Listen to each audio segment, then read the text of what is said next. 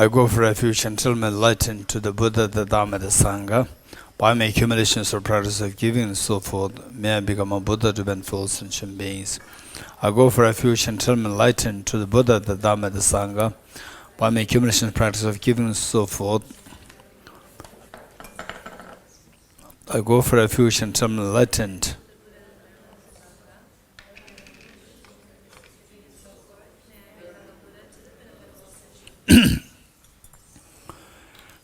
Sangye Joda Zoge Jonam La Janju Pado Dane Yapsu Che Dage Jinso Kebe Sonam Dola Benir Sangye Dubarajo Sangye Joda Soge Chonam La Chanju Pado Dane Yapsu Che Dage Jinso Kebe Sonam Ge Dola Benir Sangye Dubarajo Sangye Joda Soge Chonam La Chanju Bardo Dane Yapsu Dage Jinso Kebe Sonam Ge Dola Benjir Sangye Dubaresho Om Ye Dharma Hetu Prabhavam Hetum Tesham Nathagato Hyevatat Desham Chayo Nirodha Evam Bhati Mahashramanaye Swaha Om Ye Dharma Hetu Prabhavam Hetum Tesham Nathagato Hyevatat Desham Chayo Nirodha Evam Bhati Mahashramanaye Swaha Om Ye Dharma Hetu Prabhavam Hetum Tesham Nathagato Hyevatat Desham Chayo Nirodha Evam Bhati Mahashramanaye Swaha.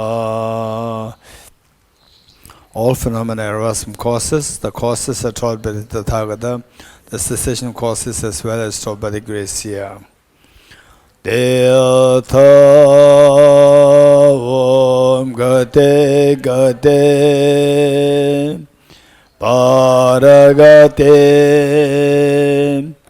Parasam Gate Bodhisvatyata Om Gate Gate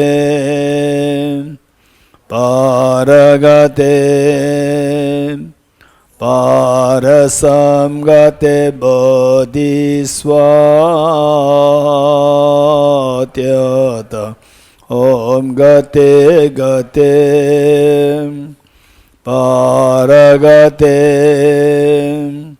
Parasam Gate Bodhisvatyata Om Gate Gate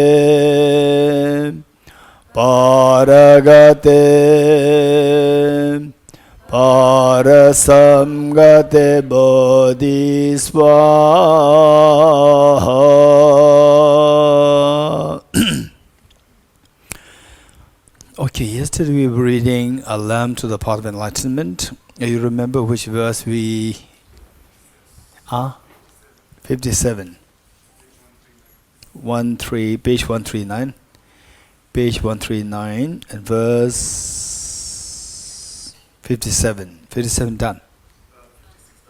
56 done. Okay, thank you. Page 139. We are reading verse number 57 of A Lamb for the Path of Enlightenment by Lama Atisha de Bungari Shri Gyana.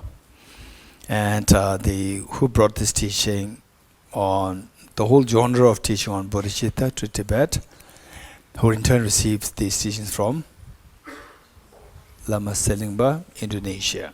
Okay, so with this in mind, let's read these slowly to see if we can say if the meanings are reflected. Having ascertained through the scripture and through reasoning that phenomena are not produced nor inherently existent, meditated without conceptuality. Having thus meditated on suchness, eventually after reaching heat is the path of preparation, which is gade, second gade, the first. So you hit the second gade, that's the path of preparation, and second gade path of preparation. There are 4 divisions. The first one is heat. After reaching heat and so forth, they are thoroughly joyous, and the others are attained. And before long, the enlightened state of Buddhahood.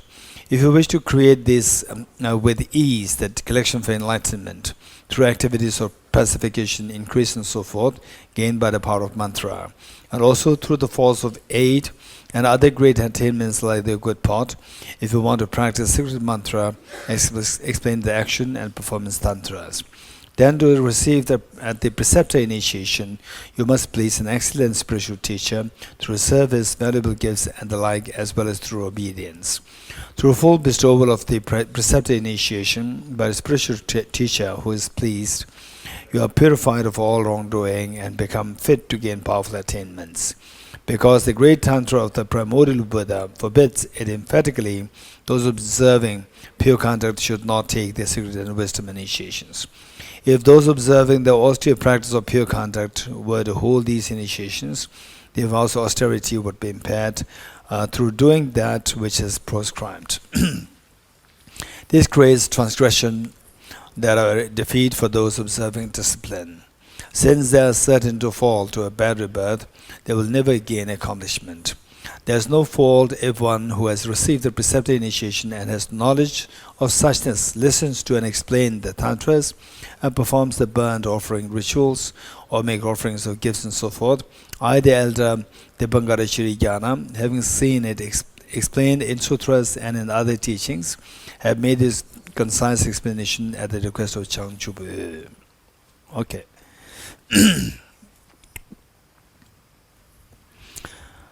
To continue from where we left yesterday, pertain to the Bodhicitta practice,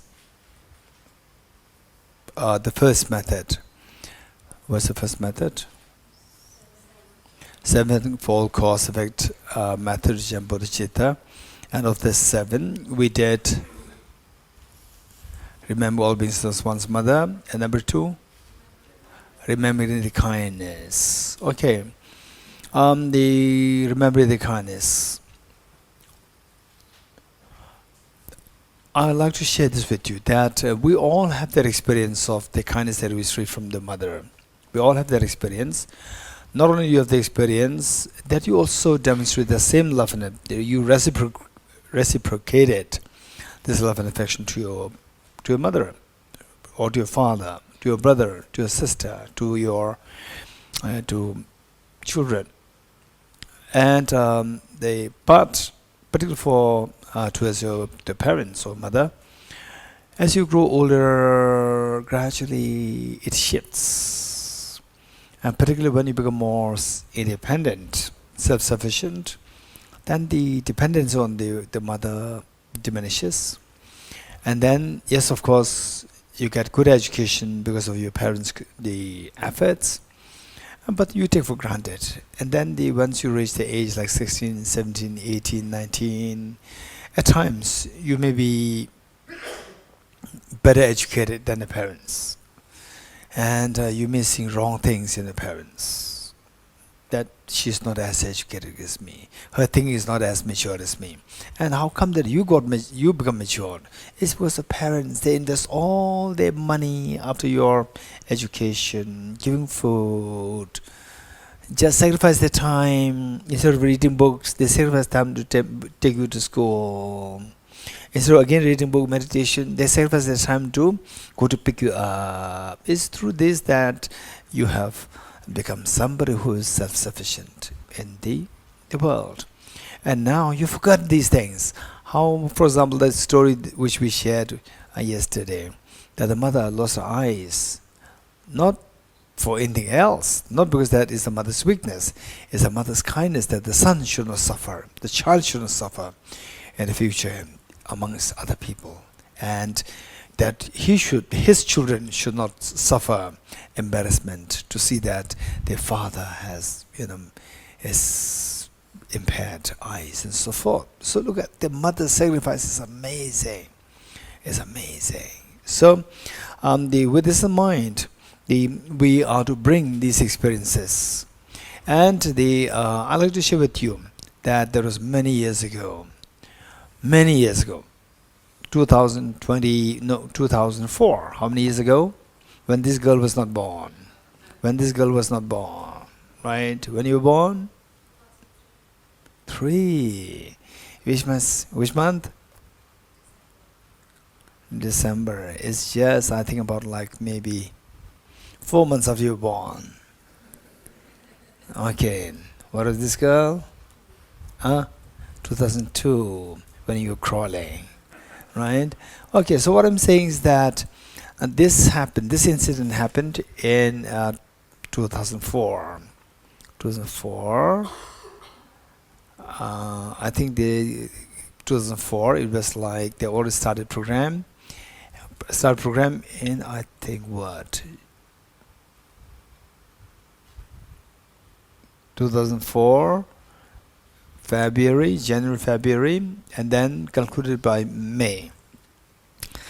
And all this, it was a study abroad program of Emory University, America. And by the program, one semester they give in India, in Dharamsala. So I was asked to teach philosophy to the students.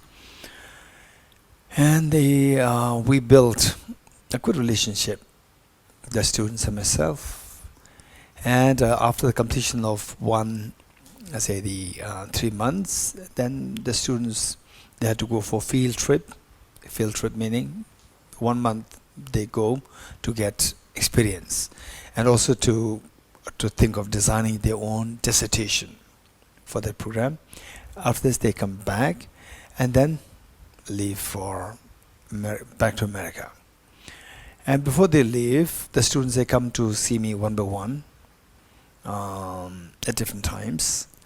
And there was one boy who came and told me that, okay, now Genla meaning sir, is very the affectionate way of saying the sir. Genla, now we are all leaving back for America. And I say, yeah, I know that. And then they said that particularly there's one girl who has to leave 1 week in advance. I said, why? And he said that because that her mother is going through terminal illness. But she and her mother do not go along well. And I said, okay. Then the next day the girl came. Again said the same thing, that I have to leave America 1 week in advance. And I said, okay. And she said, but I don't want to go. I said, why? She said, I don't go along with my mother well. Why? There's so much friction between my mother and myself. Then I told her, I don't know your mother, but I know you so well for the last five months. I don't know your mother. But from who you are, a young girl, very healthy, educated girl, from this I can infer your mother. I've never seen your mother. I don't know your mother. But I could infer your mother through who you are. That you are physically very healthy young girl, very educated. This is a proof that your mother did the best to make you grow like this all these many years. She did a duty. She did a job. Now, if there's a friction between mother and daughter, it's the mistake of the daughter, I said. You failed to do your duty. Now is the time where your mother requires your help. When you require the mother's help, she was there fully 24 hours for you. Now is the time that she needs your help. She's going through terminal illness. And it's you who failed to do your duty. Then I said that Your mother did not learn about Bodhicitta. You learned the last 3 months. You learned about the Bodhicitta, the 2 methods, wisdom, emptiness, the 4 seals, 4 immeasurables. All this you learned. Your mother did not learn these things. Yet, your mother did her duty so effectively. Look at you. You are the proof of the mother's efforts. And if there's any conflict, it's a lapse on the part of the daughter. And I told her, if you don't believe, go back in time. You are 19 at the moment. Go back in time. 10 years ago, you were 9. Go back in time. 2 years ago, you were 7. 5 years ago, when you were 5, 4, there you were so vulnerable in your mind. If some problem happens, instantly your mother comes to your mind. And your mother is actually there to help you. This is the amount of the love that you got from your mother. Think about this. And then she started to cry. She said, it's very true. I failed to do my duty. I understand it. Now I regret. Then, but even if I go, my mother will not accept me. I told her, if you regret, if you're transformed, the work is done. This is what is required. This is what is required. This is amazing. So the rest, don't worry. Everything will fall in place. The most important thing where things get stuck is that you feel aversion towards your mother. When that is gone, from your side, if you accept the mother, everything will fall in place. Then I told her, I really congratulate you. I really appreciate you that you are transformed. Just within these few seconds you are transformed. So precious. Now you don't have to go in advance. Instead, you send an email to your mother. Because you know that if you see your mother, you transformed, but the mother may not accept you. You agree with you. You send an email. In the email, what do you write? You write that I have failed to do my duty to serve you. You have done everything for me. Just write this and just apologize for your failure. Don't write anything about your frictional relationship with the mother. Just say that I'm sorry and I want to see you. I want to be of service to you. Just write it. And she told me that it took 3 days to write one email. She succeeded, she wrote. After the email, instant the reply came back. Reply came, telling her, and she came to me with great excitement, said that, Gela, my mother already accepted me. Right. Beautiful. Now look, the girl went back, returned. Just imagine getting into the aeroplane, getting off the aeroplane, heading towards the house. Every moment she was anticipating to see the mother. Every moment the mother was anticipating to see the daughter. And then the two of them were together, 24 hours together for about like a few months. And the mother passed away. The mother passed away after a few months. Just imagine every moment the mother and daughter were together, the last few months. The morning, the mother was anticipating to see the daughter's face, waiting for the daughter to come. And the daughter, every morning, just anticipated to see the mother's face and cuddling her and touching, caressing her hand. So beautiful. And then they submitted the thesis, 3-month the program thesis, dissertation she wrote, and she wrote a commentary on Arya Nagarjuna's text, the Precious Garland, chapter 1. She wrote a commentary on this. Then in the book, the dedication, she wrote a beautiful dedication there, and she sent it to me. I read her the whole dissertation, and then I read the dissertation. Was so beautiful. She said that this book, that was from the written dissertation. I sensed that her mother passed away. I said that I dedicate this book to my mother, and she wrote as well as she's talking to the mother. She wrote that I'm so fortunate to have such a wonderful mother. You are amazing mother to me. I'm so fortunate. And that two of us will always go together till Buddhahood. She wrote that. So beautiful. So beautiful. It's amazing. So it's just a matter of, don't think about what is happening right now.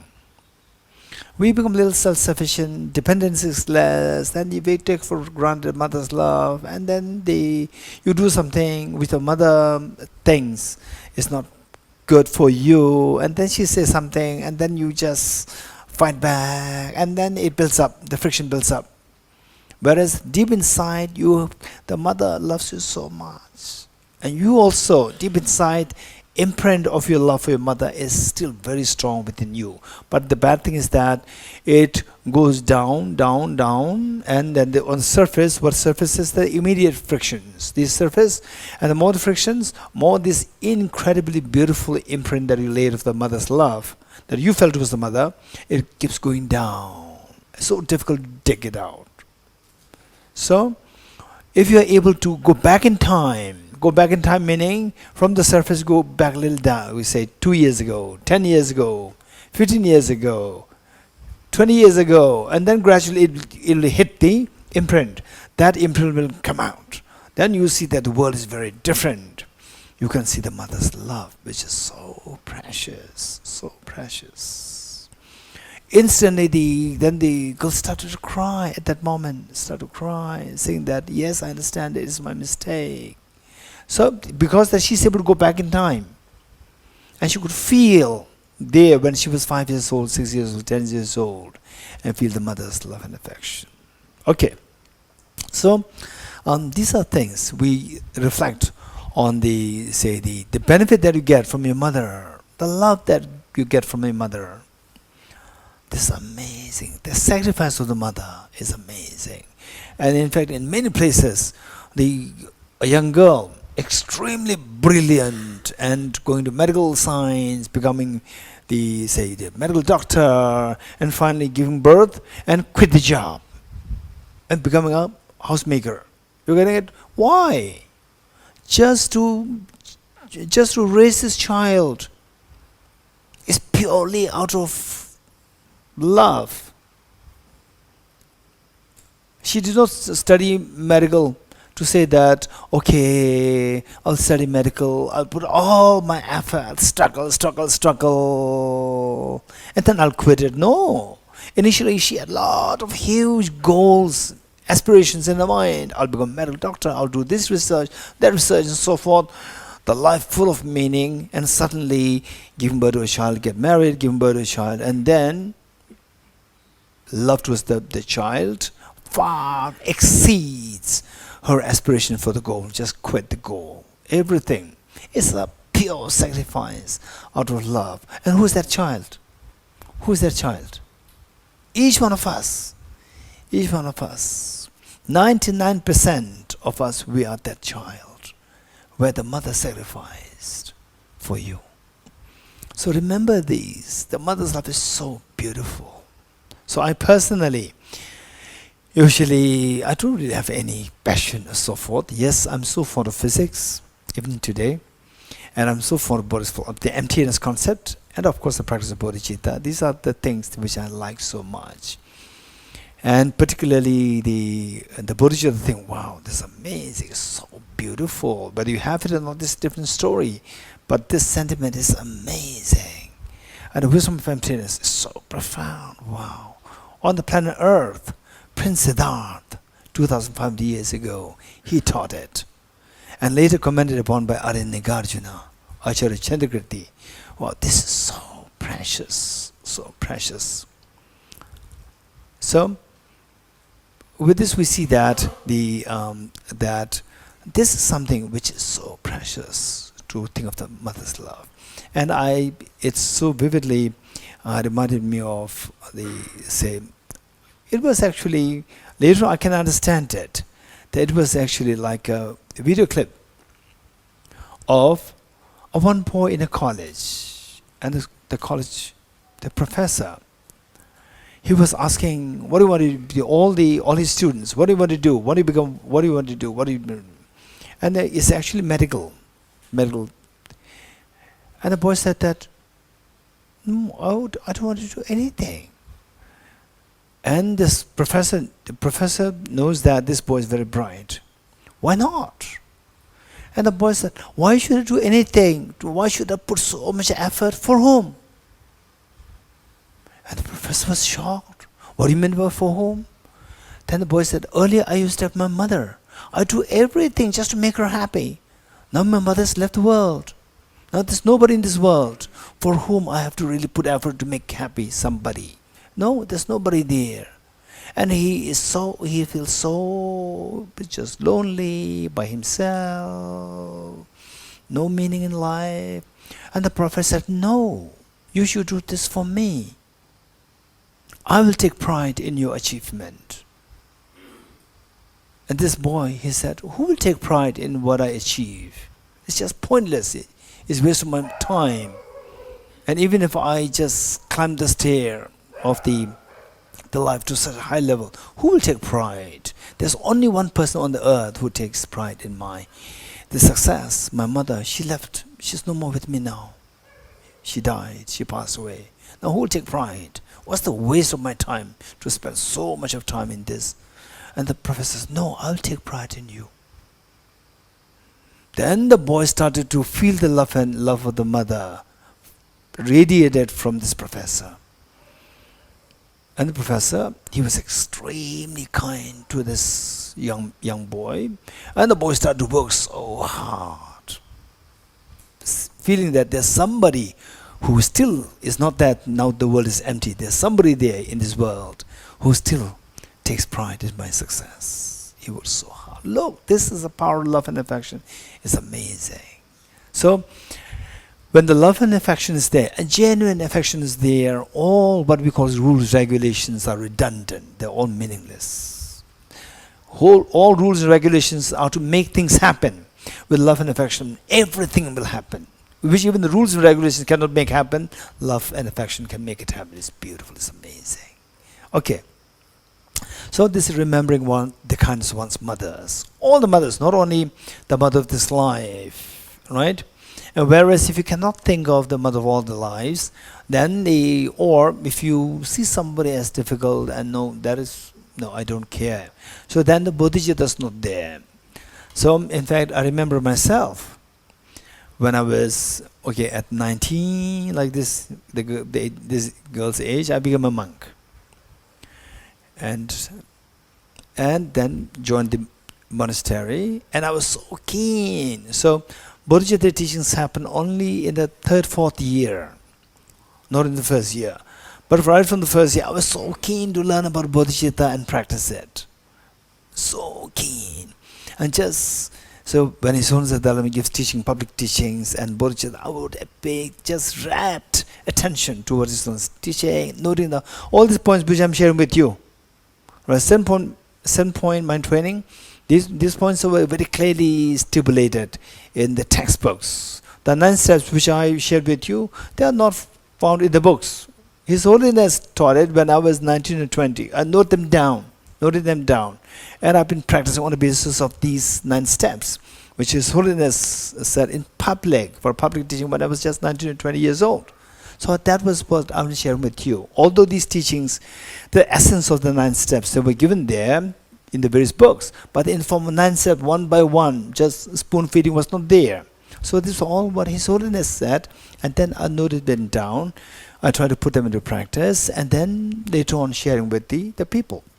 So this was what, and then I was when I had a little bit of the freedom by myself, then I do meditation, right?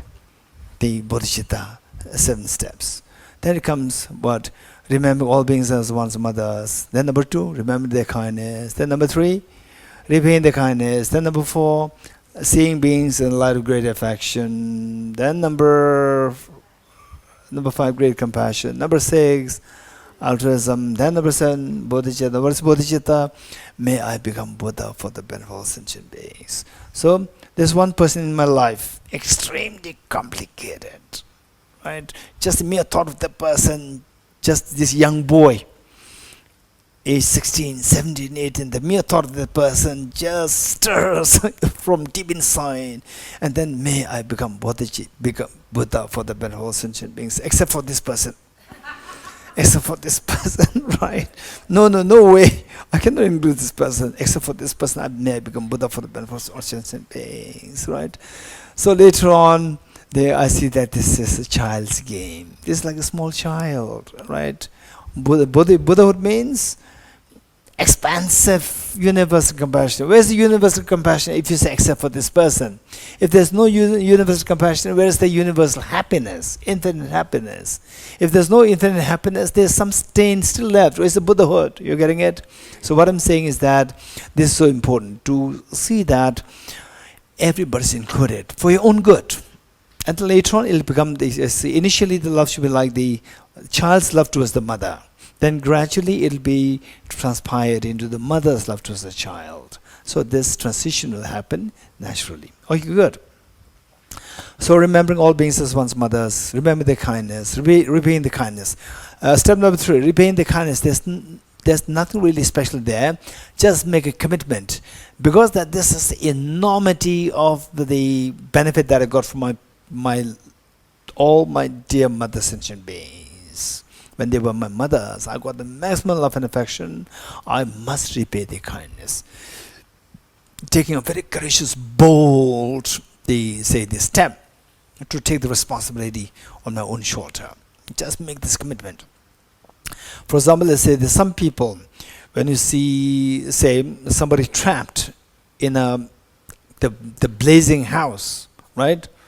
And you know that somebody's there. Somebody is trapped in that house.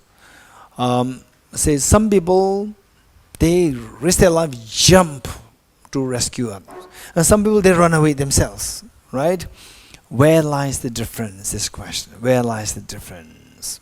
Say if you belong to the second category, where you were scared and you run away and leaving the person dying there, if you belong to this category, even that is also dependent originated. Meaning that it's not something that you are a weak person, intrinsically a weak person. No, this is also dependent originated. So you can change this attitude from somebody who out of cowardice to run away, to somebody who jumps to rescue others with so much courage. How to change this perspective is by, say, taking these steps, the 7 steps. The step, particularly step number 3, taking the responsibility. I will take the responsibility that all beings are freed from suffering and that they have the maximum happiness. So that is the repaying the kindness of all the beings. What is next? What is next? Seeing beings in the light of great affection. Seeing beings in the light of great affection. Okay, the first one, remember all beings are ones. Okay, by the way, in Tibetan it's very simple. The simple meaning is least number of the words. It's very easy to remember. First one is what is in English? Remembering all beings as one's mothers. In Tibetan is marshe, finish. That's marshe. First one, Tibetan marshe. Second one is what in English? Remembering the kindness of all the beings, right? In Tibetan is the tinten, finish. Tinten, just 2 syllables. Tinten, right? Marshe tinten. Then what is next in English? Repay the kindness of all the mothers. In Tibetan, again very simple. Tinso, finish. Marshe, tinten, tinso. This is exactly what Iran needs. Right? He needs that. Okay, marshe, tinten, tinso. Then what is next? Seeing beings in the light of great affection. In Tibetan it's a little longer. Yong champa. With just 4 syllables. Yong champa. Right? Okay. What is next? In Tibetan again, next very simple. Nyingje. Nyingje. What is next? Altruism. The laksam. In Tibetan it's almost like 2. Right? Laksam. And then finally, Bodhicitta, that is Semke. Very simple, Semke. Semke Chuzo. Semke Chuzo is Bodhicitta center. Semke Chuzo, yeah. Okay, so in Tibetan, the first one is Marshe. Second one is Tinten. Third one is Tinso. Fourth one is Tinso Yon Chamba. Then next one is Nyingje. Next one is Laksam. Next one is Semke. Okay, Yana, you got it? Okay, all the Tibetans, you got them? You got? Okay, let me repeat it. Marche, Tinten, Tinso, Yong Chamba, Nyingje, Laksam, Semke. Good. Okay. So what is next? What is next? Seeing beings in the light of great affection. Okay. Which means that with this step number 1 to 3, you have been seeing the benefit that you've been receiving from your mothers of all lifetimes. And what happens is that you start to see others in the light of great affection, meaning that you see others as very attractive, very appealing, not attractive, appealing. You start to see others as very appealing, right? Okay. First time, you remember Sonamla of the first Bodhicitta retreat?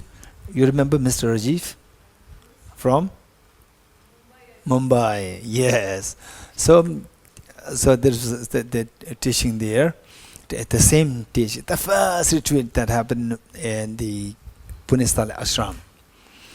And there was one gentleman from Mumbai. I did not know how he came to know about this. It was not like today. Today, yes, of course, now the people know about it, they spread the word.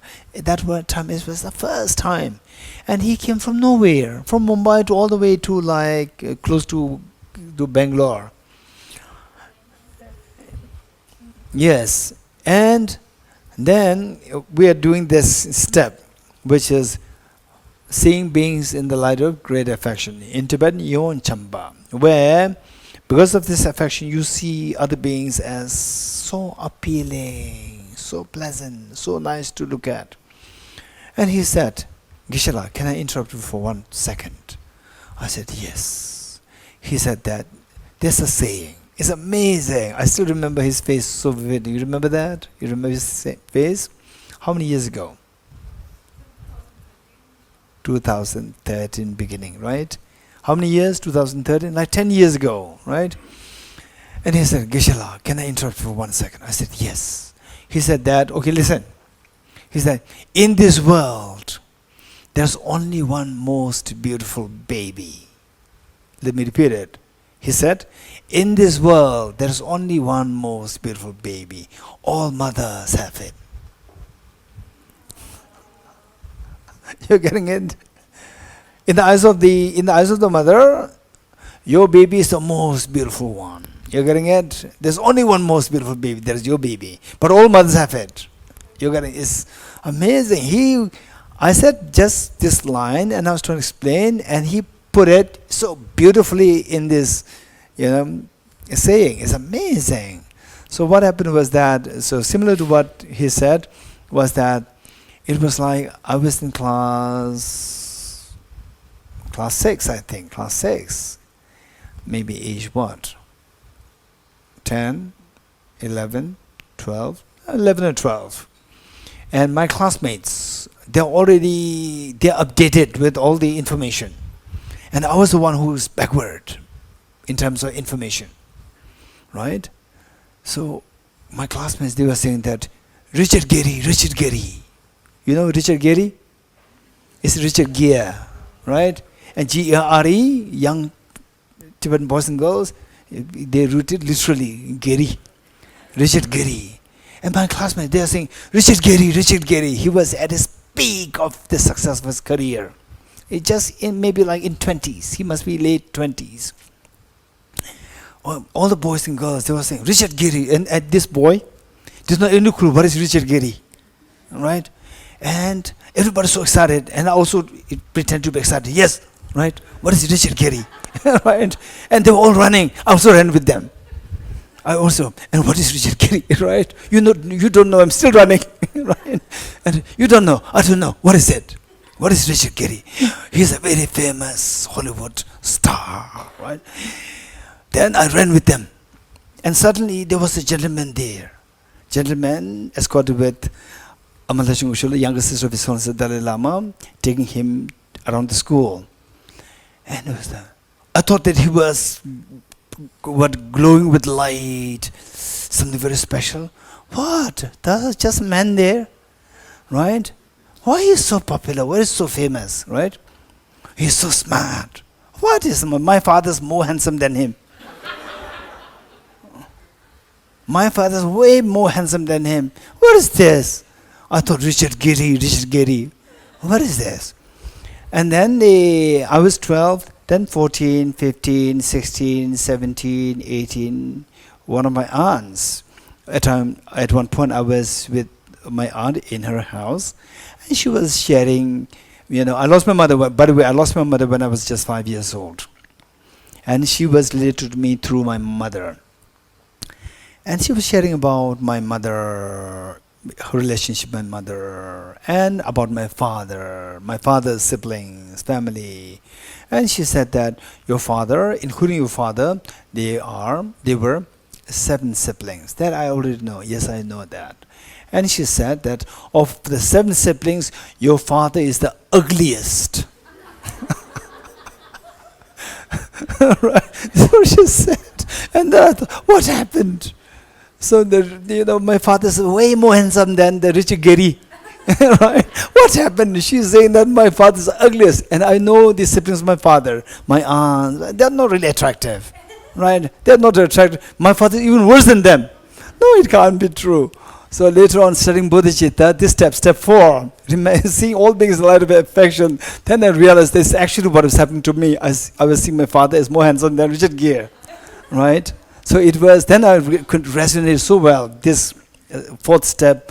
Wow, that's amazing. If you truly love somebody, then the person will just radiate, shine with appeal to you. Wherever you go, you see everybody with the appealing, the appearance is so beautiful.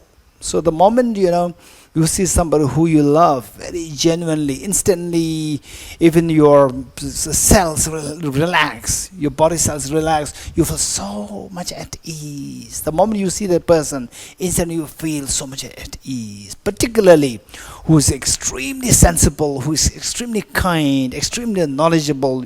You see the person, instantly your body relaxes, you feel so much at ease. This is seeing beings in the light of great affection. What is next? Great compassion. Now that you see the beings in so much, the way the mother sees a child, sees the baby, is so appealing. When you see the child suffering, the mother could not control her tears because of the love. To see the pain there. What is compassion? Compassion is the feeling of love and affection which wishes others to be freed of suffering. So when you see the beings to whom you love so much, seeing beings light of great affection, when you see them suffering with 3 kinds of miseries, right? 3 kinds of miseries. 1, the evident suffering. Then the bait. Then the pervasive conditioned suffering, which ordinary people may not be able to identify. That is a suffering. And even the bait, ordinary people do not see them as suffering. But when you become more mature, you see that that is a suffering that traps you from being liberated to get total liberation. And the pervasive conditioned suffering, where somebody bullies others, you are creating these contaminated karmas. These karmas will direct that person to suffer more in the future. In a way, continuously creating the new chapters of miseries for himself or for herself. You feel exceptionally compassionate towards them. That is a great compassion. What is next? Altruism, great compassion. May you be freed from suffering and the causes of suffering. So what is next? That the altruism. Who will do that? Who will remove the suffering of others? Who will give happiness to other beings? I will take the responsibility. I'll take the responsibility. For that matter, if you start to appreciate this set of teaching, bodhicitta teaching, and you feel that find the self-centered, this is what is damaging me, destroying me, creating all the mental pains within me. If you feel that, it is time for us to revolutionize our thinking. Thus far, why we are going through all these problems is because of the selfishness. Now, this selfishness, this selfish cognitive thinking, that's one which attracts all the miseries. If you are fed up with these miseries, if you are really, say, the feeling unhappy with these miseries, then it's time for us to revolutionize our thinking. To revolutionize our thinking from the selfish thinking to other cherishing. So for that matter, we have to do this practice step by step. We really need to think of, okay, say, just imagine that I'm seeing beings alive, great affection. Then naturally, when you see them suffering, your mind will flow towards them. May you be freed of suffering. May you have the happiness. Then the next is altruism. Then who will take this responsibility? I will take the responsibility. Again, there's no special, the thing to be done. Just make a commitment that I will take the responsibility to remove all the suffering and give the maximum happiness to all the beings. I'll take this responsibility. The next is bodhicitta. So, how does the step 6 they take you to step 7? No, step 6 is altruism. So from there, how does one move to the next bodhicitta? Anyone?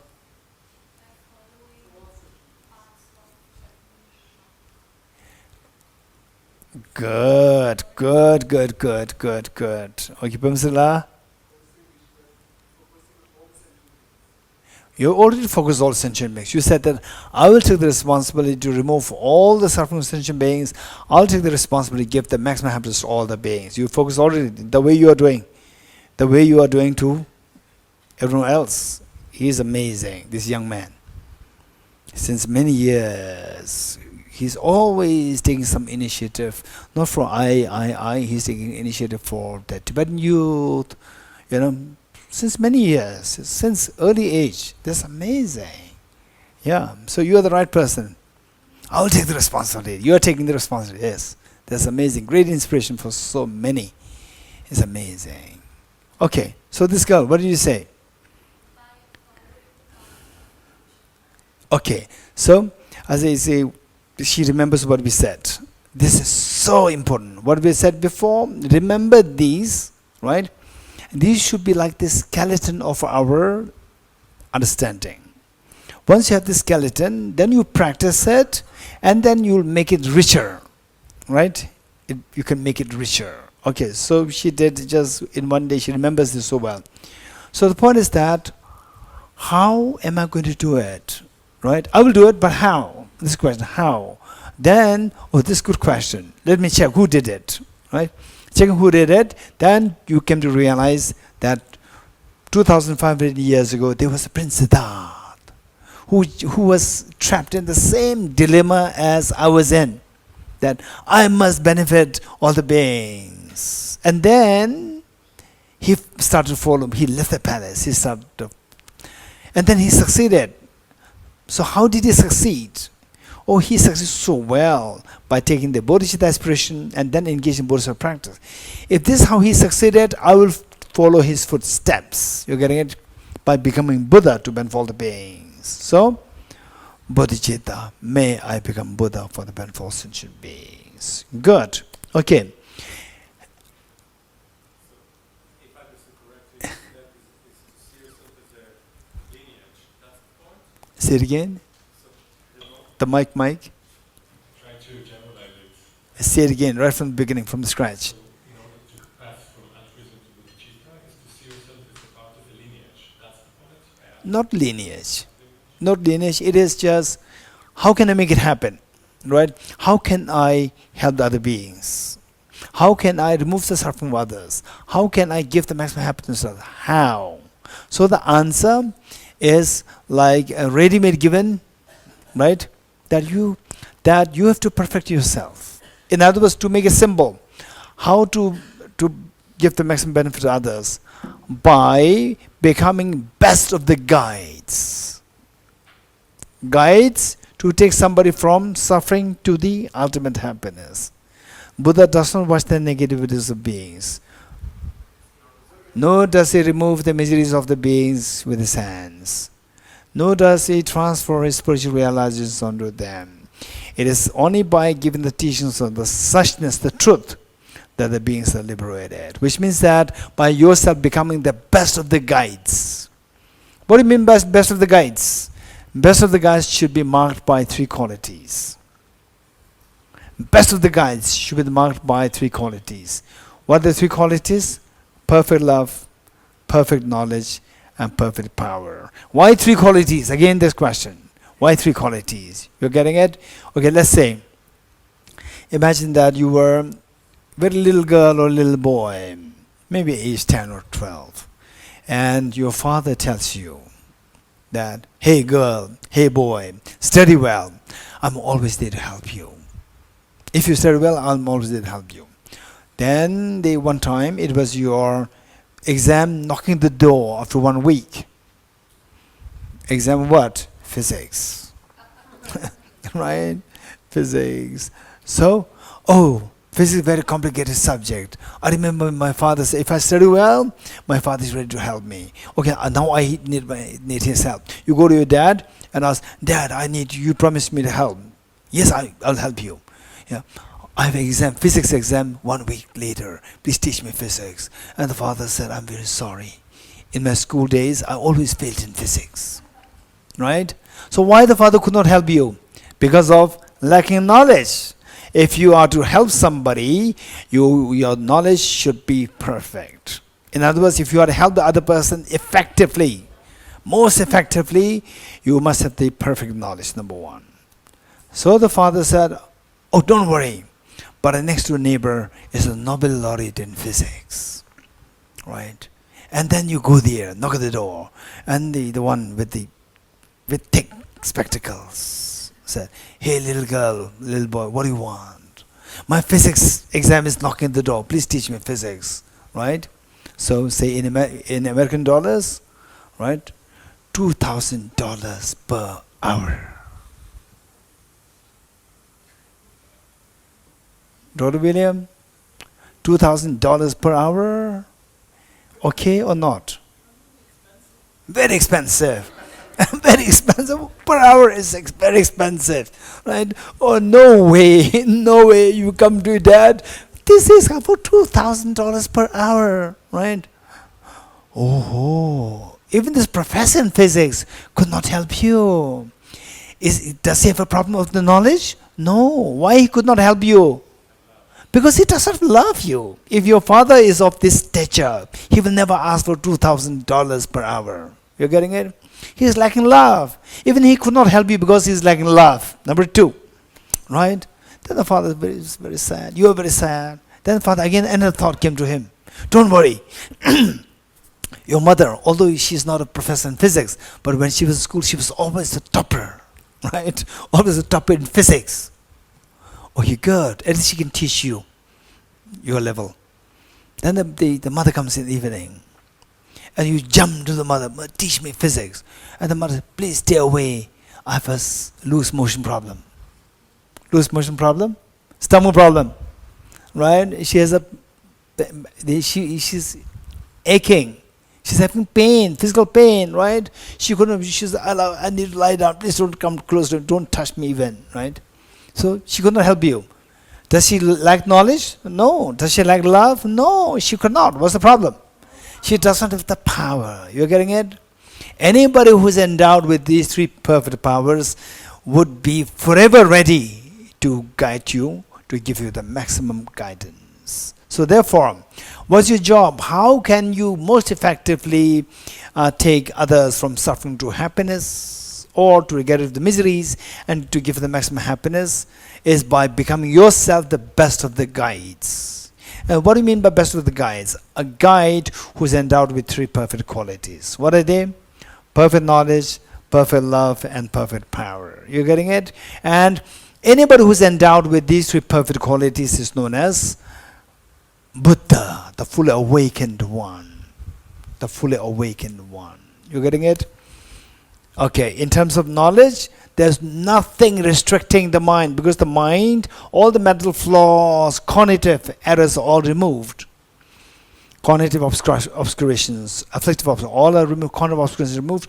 Cognitively, you are just perfected. And knowledge, affection-wise, your mind flows freely towards all the beings. Affection. Power-wise, there's no power which can stop your mind from flowing. So perfect power, perfect love, perfect knowledge. That is Buddha. Okay. So when you say, may I become Buddha for the benefit of sentient beings, we need to remember that may I be endowed with these three perfect qualities, so that I can be most effectively guiding all the dear sentient beings from the state of suffering to the state of ultimate happiness. That is bodhicitta. Okay. And this bodhicitta needs to be practiced every day. If you don't practice every day, just having the knowledge will not, even if you read it, yes, it will maintain the pace or maintain the whatever sentiment that you have developed, but not progress any further. For the progress, you have to put it on a daily basis. Once in a while, you may have some, you may have to attend to some very important meetings, gatherings, functions, so forth, where you are so busy, you may be able to, but overall speaking, there must be the momentum flowing. There must flow of the momentum in your practice of bodhicitta. Then you see that gradually, don't expect within few months of 1 or 2, 3 years, right? And you will see that it's growing very gradually but very steadily over time, after several years. And of course, at times it can be very demoralizing. You see that it's purely mechanical, the steps, 7 steps, 9 steps, 7 steps with the preliminary, and so it's so mechanical. I recite all these things, but nothing is really moving inside. It's so suffocating. Sometimes it can be very demoralizing. But no matter what, you have to continue.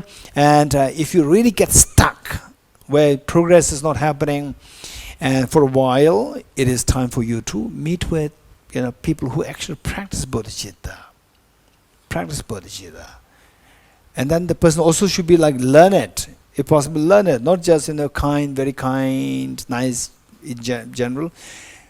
Somebody who is being generally kind and somebody who is kind through the practice of bodhicitta, these two are very different. There's a stark contrast in the subtlety of the compassion. It's very different. So should be learned as well as practicing, because if the person may talk, but if does not practice, when you come with these questions, the person will not have any answer, because the person has no experience. Whereas if the person is practicing but not knowledgeable, there's a problem, because when you come with the nuances, the person will not have any answer. You're getting it? So when you get stuck, you must seek the help of the teachers who are learned and meditating, practicing on this. Okay, good.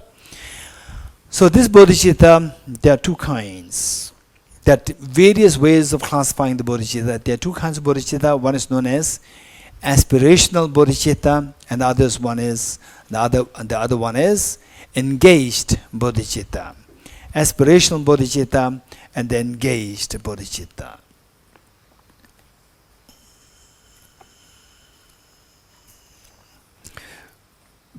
And what is the difference between the two? I'll tell you.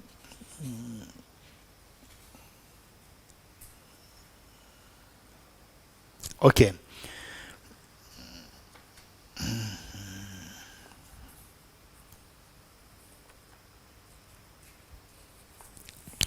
What we do in the mornings, what we do, take the aspiration bodhisattva vow in the morning, that is known as aspirational bodhicitta.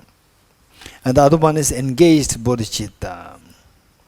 Okay, if you turn to page 176 of this book, The Blaze of Non-Dual Bodhicittas, page 176, you see the benefits of awakening mind. And many of you may not have any clue about this book. You're getting it? Many of you may not have any clue about this book. Oh, there's a book there, right? Where can I get this book? You will not get it anywhere. You're getting it? And if you want to know what this book is like, you check with Carolina. You're getting it? I was so amazed. Yesterday I met her separately.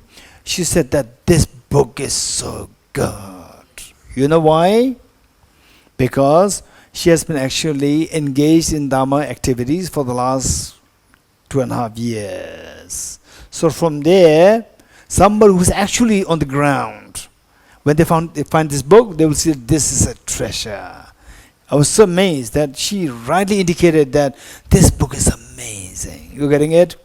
So this is so precious. Okay, page 176. This is taken from Guide to the Bodhisattva's Way of Life, chapter 1. Guide Bodhisattva Shantideva's text, chapter 1. And so there you will see,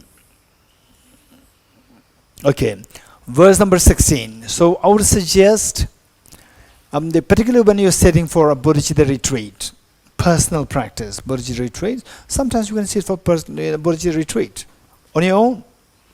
1 day, 2 days, 3 days, whatever number of days you have. For example, if you're very busy with your work, sometimes you have long weekends, which means Friday, Saturday, Sunday. Or in Israel, Thursday, Friday, Saturday. Sunday you have to go, right? Okay. So the point is long weekend. Or if you don't get long weekend, don't worry, just 2 days. The weekend, two weekend days. Or if you don't have to, even if sometimes people have, and even the Saturday is not off, half Saturday, right? 1 day, Sunday whole day, you sit for retreat. You're getting it? Don't wait for like, oh, when I get 1 month off, 2 months off, when I'm retired. Don't wait till that point. You're getting it? Make sure that somehow you exert the time. These practices, these studies require the best, the youngest of your brain. You're getting it? It requires the very fresh brain, very young brain. And those people like us don't think that you are old brain. You get it? Believe it or not, from the lifespan that you are left with, you are the youngest today. Yes, no? Yes. From the lifespan that you are left with, right? You are the youngest today. Use this, right? Okay. So with this in mind, page 16, the benefit of the awakening of mind, chapter 1, A Guide to the Bodhisattva's Way of Life, like Bodhisattva Shantideva, verse number 16. Verse number 16. Okay, no, verse number 15. 15, it reads, so what I'm saying is that bodhicitta, there are two kinds. It reads, in brief, an awakened mind. Awakened mind meaning bodhicitta. Awakening in Sanskrit is bodhi. Mind is chitta. Awakened mind, bodhicitta. In brief, the bodhicitta or awakened mind should be understood to be of two types. The mind that aspires to awaken, which is awakening, aspirational bodhicitta. Thank you. Aspirational bodhicitta. Number 2, and the mind that ventures to do so, which is engaged. Ventures, engaged bodhicitta. Aspirational bodhicitta and engaged bodhicitta. Reading further, it reads, as is understood by the distinction between aspiring to go and actually going. You are getting it? Aspiring to go is the aspirational bodhicitta, and actually going is the engaged bodhicitta. As is understood by the distinction between aspiring to go and actually going, so the wise understand in turn the distinction between these two, the aspirational bodhicitta and the engaged bodhicitta. 17. Although great fruits occur in cyclic existence from the mind that aspires to awaken, which is aspiration bodhicitta aspiration bodhicitta.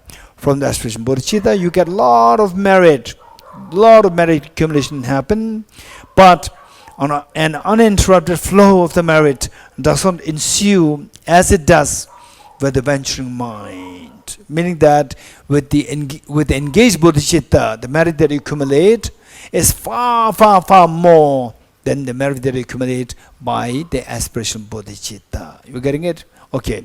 You may be wondering what's the difference between the two in real sense. So there are two the ways of looking at it. One is the first moment of the bodhicitta is known as aspiration bodhicitta, and the remaining moments of the bodhicitta known as engaged bodhicitta. This is one way of understanding it. The first moment, because first moment you say, may I become Buddha for the benefit of all sentient beings. That is aspirational. Then second moment, you're already continuously doing it. That becomes the engaged bodhicitta. This is one understanding. Number two understanding is that, say, the first you general bodhicitta, may I become Buddha for the benefit of all sentient beings. When it becomes spontaneous, when it's not on the level of the contrivance, more in the spontaneous level, only then it becomes a real bodhicitta. With this bodhicitta, so you generate the bodhicitta, you sort of feel very spontaneous, you feel like becoming Buddha for the benefit of all sentient beings. So that still remains as an aspiration bodhicitta. Then you take the bodhisattva vow, full-fledged bodhisattva vow, not just the aspiration bodhisattva vow, but the actual bodhisattva vow. When you take it from that point onwards, because the vow means that now I will engage in the bodhisattva practices. So with this vow, then the next moment of the bodhicitta, it becomes all venturing bodhicitta or the engaged bodhicitta. This is the difference. Another classification of the bodhicitta into three kinds. Another way of classifying the bodhicitta into three kinds. Number one, king-like bodhicitta. King-like bodhicitta. King-like bodhicitta. Number two, ferryman-like bodhicitta. Ferryman-like bodhicitta. Number three, shepherd-like bodhicitta. Number one, king-like bodhicitta. Kibuta visim. Second, ferryman-like bodhicitta. Nyambata visim. Nyamba means a boatman. Then third one is shepherd-like bodhicitta. Chuksita visim. Okay, chuksita visim. First, king-like bodhicitta. Say that many of the great teachers, enlightened masters, they praise the third one a lot. What is the third one? Shepherd-like bodhicitta. But the real bodhicitta should be the first one, king-like bodhicitta, right? But for us to practice, we have to practice all, particularly number one and number three. You getting it? And in some cases, number two as well. So what is king? What is difference? King-like bodhicitta. King-like bodhicitta is that the king will make sure that first he is very powerful, right? He is very powerful. Only when he is very powerful, then he can protect his subjects. So first I should become Buddha. Then I will take all the sentient beings to Buddhahood. This is king-like bodhicitta. Shepherd-like bodhicitta. No. Number two is ferryman-like bodhicitta. Boatman and the passenger, these two together. Right? So I will take all the beings together with me to Buddhahood. Together with me. We will become enlightened together. There's ferryman-like bodhicitta. Then shepherd-like bodhicitta. Shepherd, make sure that all the animals, they are put to the house first. Right? First, make sure that they are safe. And then you go. Go to your room. So, first I'll take everybody to Buddhahood, let them attend Buddhahood. Once they are safe in the Buddhahood, then I will become Buddha. This is shepherd-like bodhicitta. You getting it? Okay. So, some bodhisattva, for example, even I think Medicine Buddha here, if Medicine Buddha, he made, when he was a bodhisattva, he made 10 commitments. One of which is that I'll become Buddha only after all the sentient beings attain Buddhahood. Only after. First I'll make everybody become Buddha. You getting it? Okay. And then the other bodhisattvas who make the same prayers, that I'll become Buddha only after all others attain enlightenment. Okay. So the point is that here is all out of affection. All out of love and affection towards the beings, compassion towards the beings. That don't worry. Right? I'll be there with you. I'll not leave you. Right? I'll be there with you. First, I'll make sure that you are safe. So this purely out of compassion. This is amazing, so precious. So don't just say that King of the Bodhicitta is real Bodhicitta and the ferryman like. And ferryman is also very interesting, Don't worry, don't think that, I'll stay behind and you go and then you miss me. No, I'll come with you. Together. And sometimes you say, don't worry, right? Don't think that I'll become Buddha and you will be left behind. No, first I'll make you Buddha, right? Then I'll come following you. Right? So all three are required for us, depending on the situation. And finally, the point is that I should become Buddha to benefit all the beings, king like Bodhicitta. That is the real Bodhicitta. And then others are required as a supplement to boost your Bodhicitta spirit. Okay. Yes. The Bodhicitta talks about the mind that is awakened, what about the heart? Okay. So basically, people talk about the mind, heart, and so forth. So we should be very careful to know what they refer to. You're getting it? So mind as opposed to body. Mind as opposed to body and mind as opposed to heart. Right? People talk about this. Mind as opposed to body and mind. And then what? Mind and heart. Okay. So there, the words, although it's the same word, the meanings are different. Body as opposed to mind. Body and mind. So in this mind, both mind and heart are included. You're getting it? Both mind and heart are included. Whereas mind as opposed to heart, that mind means intelligence. Intelligence and the heart, affective. Mind refers to the intelligence or the cognitive faculty, and the heart refers to the affective quality, affective, and the faculty. Right? So although the same word is used, but we should be very careful as to what it means. Does it mean the mind which encompasses both the mind and the heart, or the cognitive and the affective, or the mind as opposed to heart? Mind means cognitive, and the heart is the affective faculty. You're getting it? So we need to know in what way these words are used. Don't just see that, the mind, you're talking about the mind only, not the heart. So in that, if only the mind is talked, then the mind, within that, heart and the mind both are touched. Okay, good. So what we have.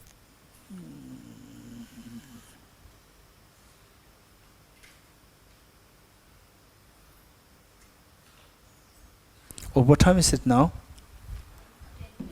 10:10. 10:10.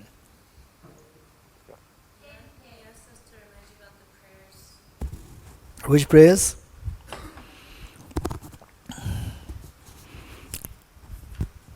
Independent origination, there's no arising, no ceasing, right?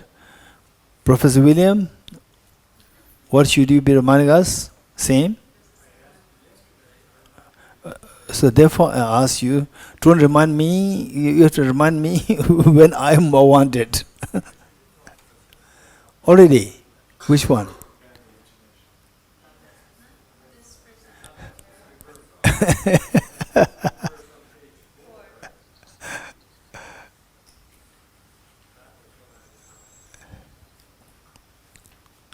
Okay, by the way, Professor William sent me a set of questions through WhatsApp.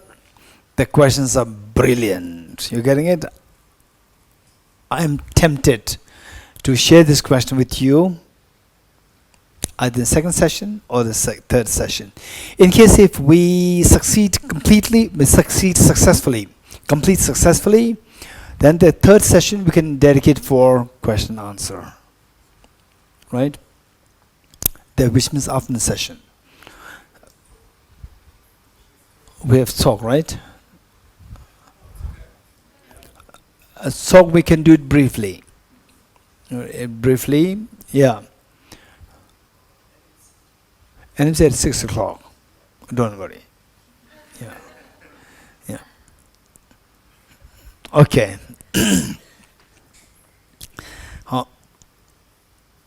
Okay, first, by the way, how many things are there for you to remind me of? Number one is page number 4. Then Venerable Karuna, the 4 detachments, for departing. Okay, Elena, which one? Okay, yes, there are a lot to cover. Okay, now we have to rush. And then Bodhicitta, yes. Okay, there are many things to cover. So, okay, so first let's do one at a time. One day at a time. Good. Okay, page 4.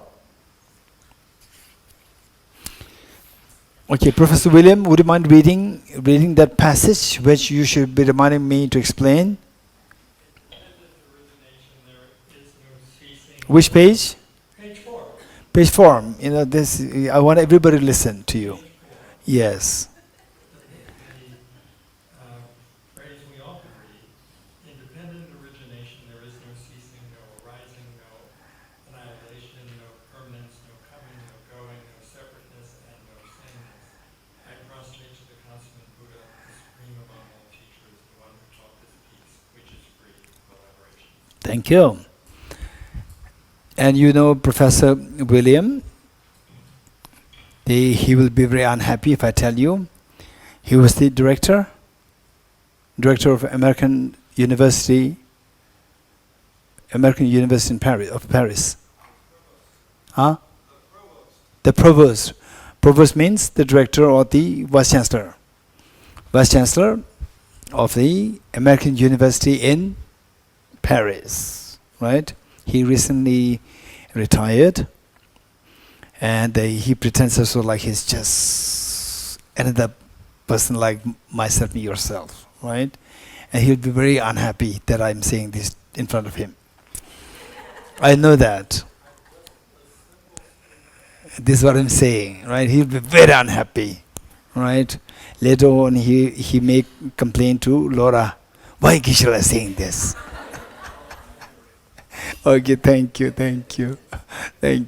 Okay, this is amazing. Okay, this verse is now it makes sense to us. You getting it? To all of us. What we see is that a life is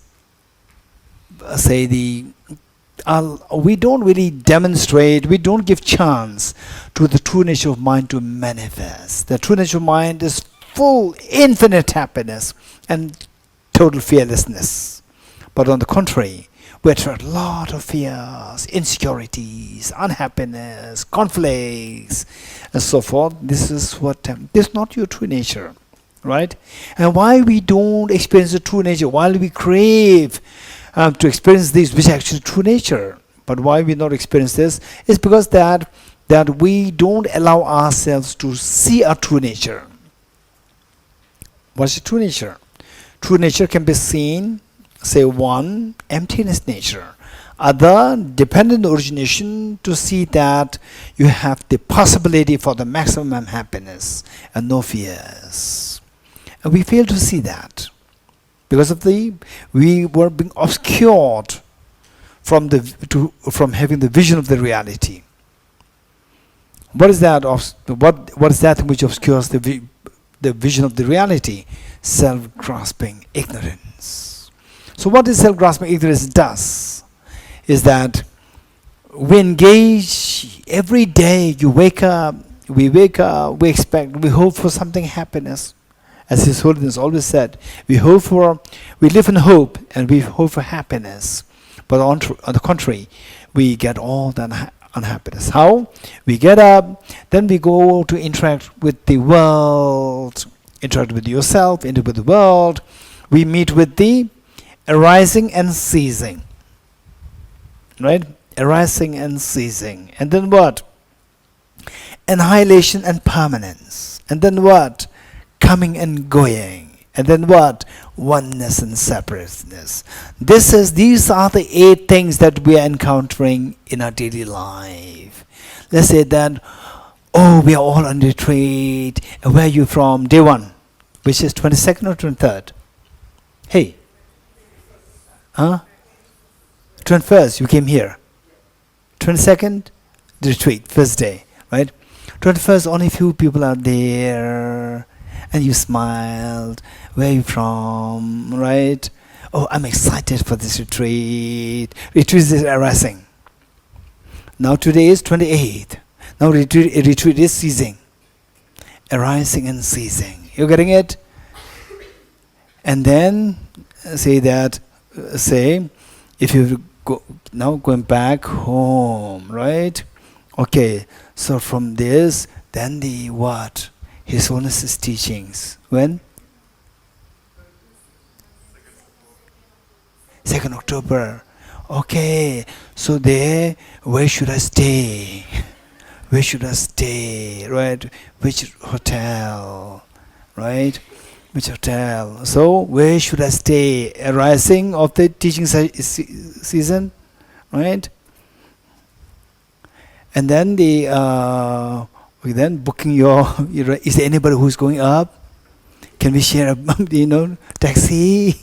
Right? So arising, so ceasing, arising, ceasing. This is what marks your existence. You're getting it? Arising, ceasing. Then they say that, okay, so I'm so glad that I'm away from the complicated neighbor, right? So, which means that you are being with the complicated neighbor ceasing, right? Now retreat finishes, retreat ceases, then going back to the neighbor arising, right? Again, unhappiness, right? Okay, right? The Friday evening, joy arises, right? And then the Monday morning, joy ceases, right? Arising, ceasing, arising, ceasing. And, okay. Okay. Now I'm expecting my mom coming to visit me, coming. Now my mom is going, right? I'm feeling so sad, right?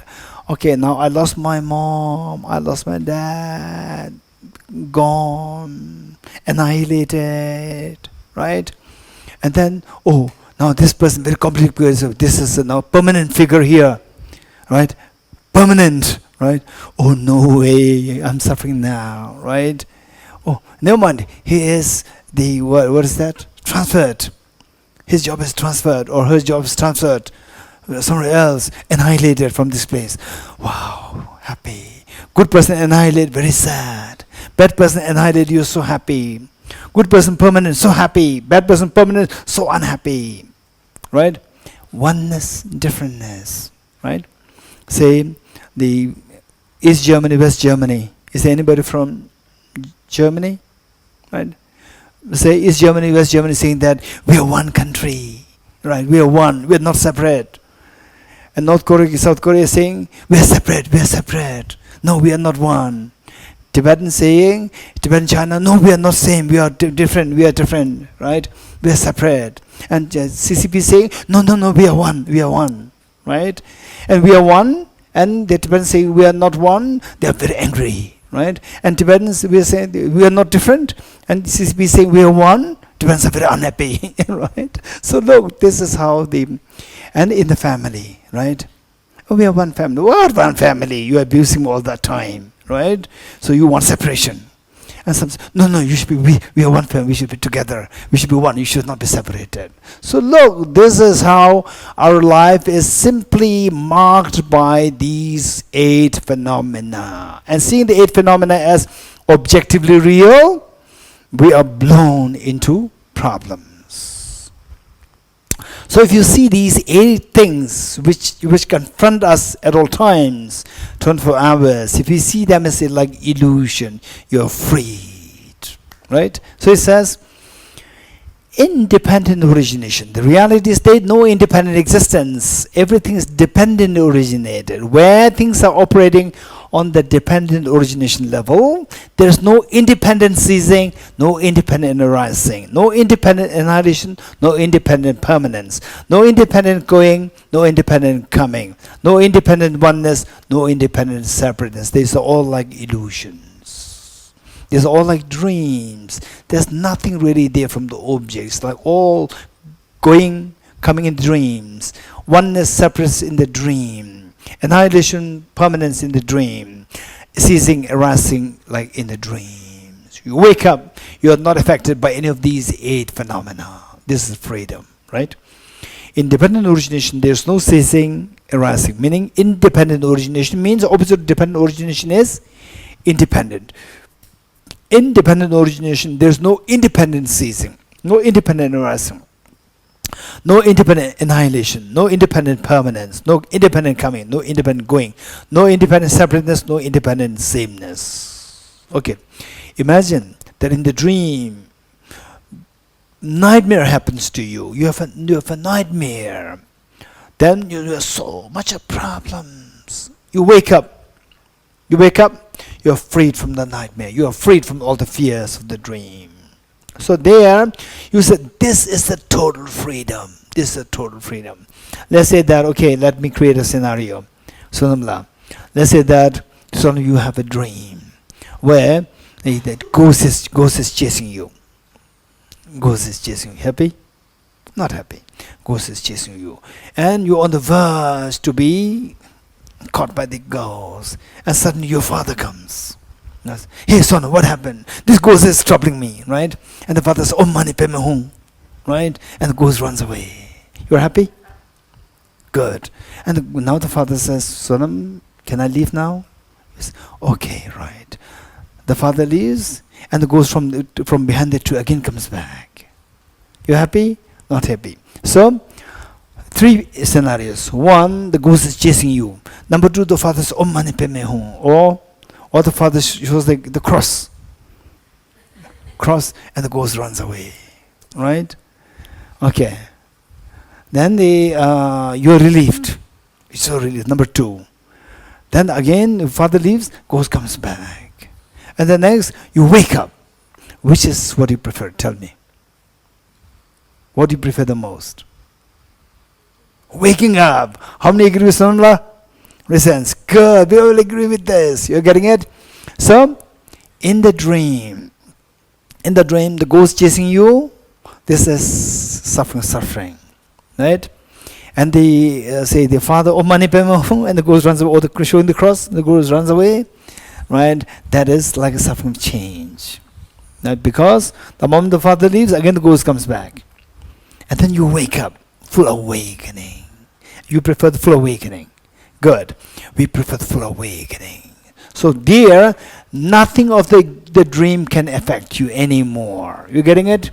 Nothing of the dream. In the dream, all these 8 phenomena are operating. So where you see that all these 8 phenomena operation, see these stops with respect to you, you're not affected. So you feel the total peace. Who taught this peace? Absolute peace on the basis of seeing the emptiness of all phenomena of objective existence. On the planet Earth, the Buddha Shakyamuni taught it for the first time. That nothing exists objectively. Is the Buddha Shakyamuni who taught it for the first time. So it says, no separateness and no sameness. I prostrate among all teachers, the one who taught this peace. The peace on the basis of understanding the emptiness of objective existence. Otherwise people teach peace. Right? No peace, no fight, and fighting as a disarmament and so forth.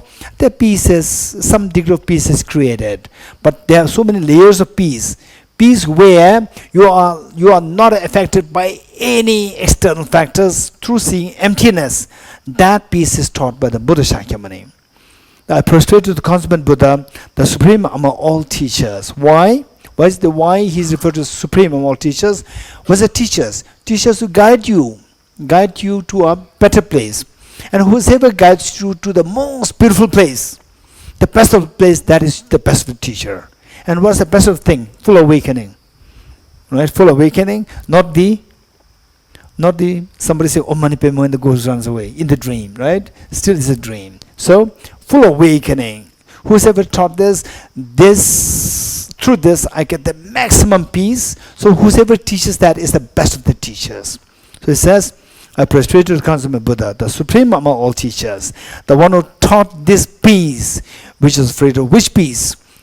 Peace where all these 8 elaborations ceases.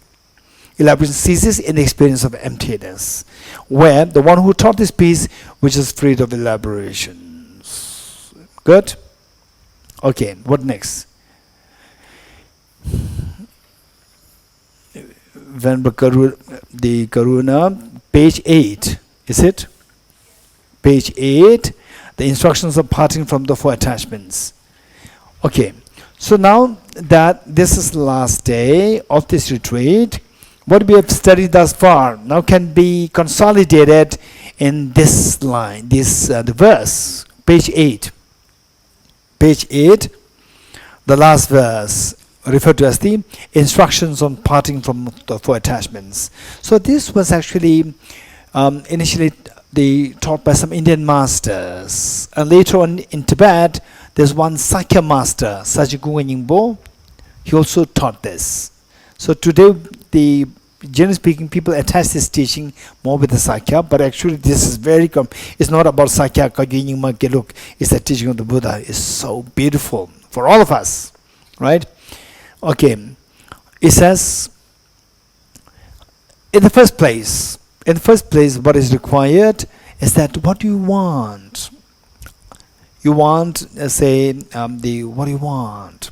Say that you are extremely hungry. You are very thirsty. What do you want? I want some water. I want some food. Okay. So, just a dry bread or dry rice. Yeah, even that is also good. But then within the food we see that there are so many different kinds. You're getting it? There are so many different kinds, some which are extremely exotic. So it says that the first thing is that in this life and the next life. This life somehow we can manage. Even the cats and dogs, even they manage. With the human beings, we can manage of course this life. So if you are obsessed with this life, not thinking about the future life, you become like a small child. So what is the mark of a spiritual practitioner?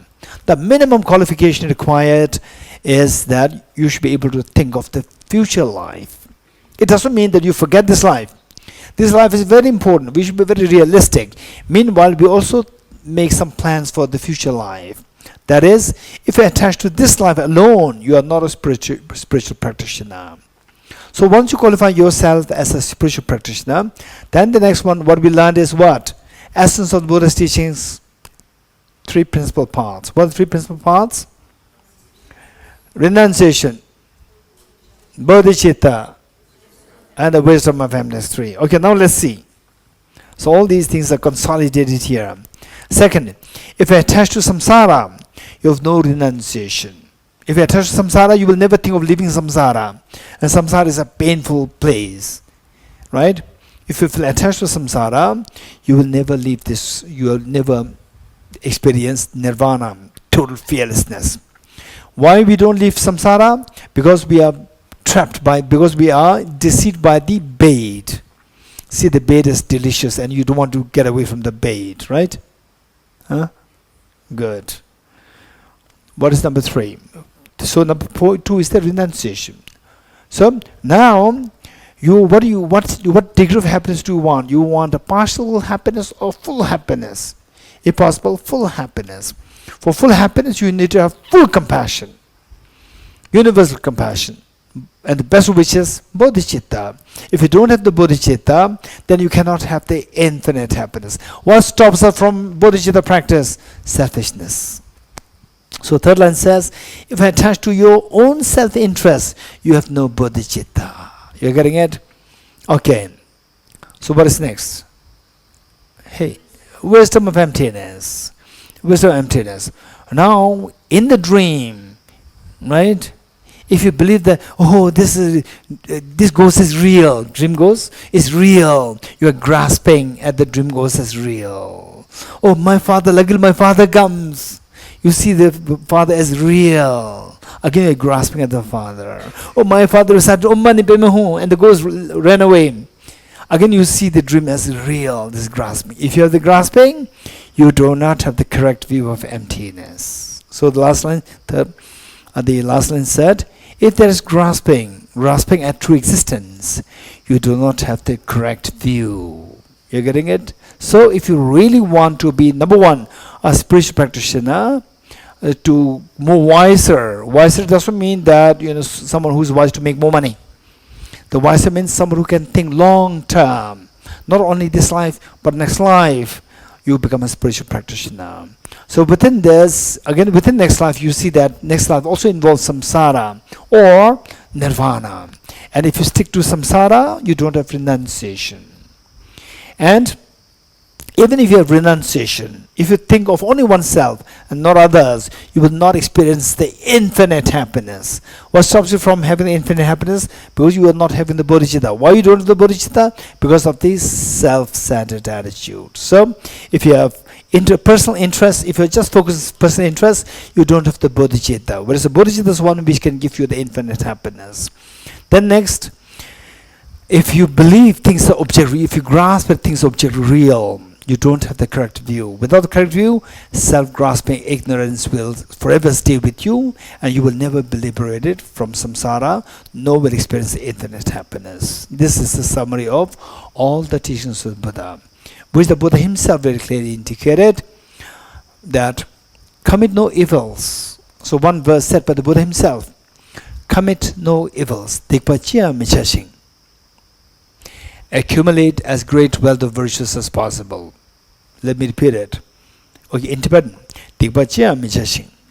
Gewa pusum sobarchu. Rangi semni yonsu dul teni sangi tembayin. In English, commit no evils.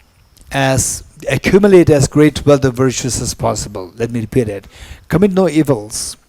Accumulate as great wealth of virtues as possible. Tame your mind. This is the teaching of the Buddha. This is summary of the Buddha's teachings. Let me repeat it. What is the first line? Commit no evils. Number 2, accumulate as great wealth of virtues as possible. Number 3, tame your mind. Number 4, this is the teaching of the Buddha. You're getting it? Okay. Now let me explain each one of these lines. Commit no evils. You don't want suffering. Suffering is created by doing evil. Stop evil if you don't want suffering. That is renounce evil. You're getting it? Number 1 is renunciation. You don't want suffering. Suffering is because of the evil. Renounce evils. Renounce evil actions. 1. Number 2, accumulate as great wealth of virtues as possible. You want happiness, and happiness is a result of the virtues. If you want maximum happiness, accumulate great wealth of virtues. So, how can you accumulate great wealth of virtues? What do you mean by that? Greatest of virtue can be accumulated by bodhicitta, right? So the second one is the teaching on bodhicitta. And we know that renunciation and bodhicitta, which are taught by the first 2 lines, both are in the form of aspirations. What is renunciation? May I be freed from self-grasping ignorance. May I be freed from suffering and the cause of suffering. What is bodhicitta? May I become Buddha for the benefit of all sentient beings. In both cases, it's may. May means it's not accomplished yet. You're getting it? It's not accomplished. How to make the aspirations accomplished? By remove the mental dirts. How to remove the dirts? By the wisdom of emptiness. So, wisdom of emptiness is not a physical exercise, it's a mental training. So it says, tame your mind. Tame your mind with the wisdom of emptiness. Cleanse your mind by taming the mind. Discipline your mind in the wisdom of emptiness. This is the teaching of the Buddha. It's beautiful. Good. Venerable Karunaji, my job is done? Good. Professor William, my job is done? Good. Carolina, my job is done? Good. Okay. Now next word.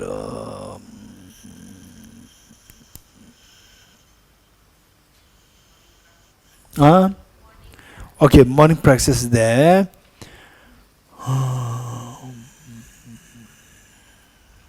Okay. I think yes.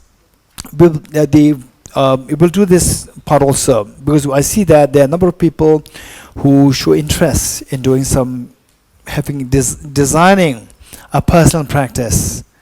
And what we do in the morning, by the way, for your information, this morning we did what was the special thing that we did? Huh? Which one? Which meditation? Yes, that is the thing which we did. Usually we don't do that in the morning sessions, not because that is not to be done, because of constraint of time, and that people are not exposed to these steps, whereas you are exposed to that already yesterday. So this morning we did it, and I would say, Rabbi, this morning what we did of the 9 steps, if you can extract it, later on pass it to Tenzin Dumala, our program coordinator, to keep it separately, make like archiving them, and then people, anybody who likes to, there are many requests coming. So how can we do this this teaching that we did, how we apply this in a practice? So this morning we did it. This the method of equalizing and exchange self for others on the basis of the 9 steps. We did it this morning. So those of us who were missing this morning, if you're interested, you can take this clip, and then you can keep it there. You can practice on the basis of that. Okay. Then we see that there are a number of people who are interested to do having some personal practice on a daily basis. And if you have more time and you want to do it more leisurely, you can do exactly what we do in the mornings. If you do it on your own, it'll take about like 1 hour. But sometimes, if you really want to focus on bodhicitta more, even the bodhicitta itself will take like 45 minutes, 1 hour, 1.5 hours, and so forth. But we should be very realistic. Don't be too enthusiastic right from the beginning. In the beginning, the emphasis should be on the consistency. Enthusiasm, there are two. One is enthusiasm of consistency, and number 2 is the enthusiasm of rigor. There are two. First, don't focus too much on the enthusiasm rigor. First, focus more on the enthusiasm, the consistency. Make it happen consistently. Make it become like a habit. Once that becomes a habit, it becomes easy. Once the ease comes to your practice, then you can make it rigorous. Okay. So, let's say, for 1 hour, whatever we do in the morning, that is your 1 hour of practice. And if you want to shorten that, let's say that maybe like for half an hour. Let's say we turn to the book there.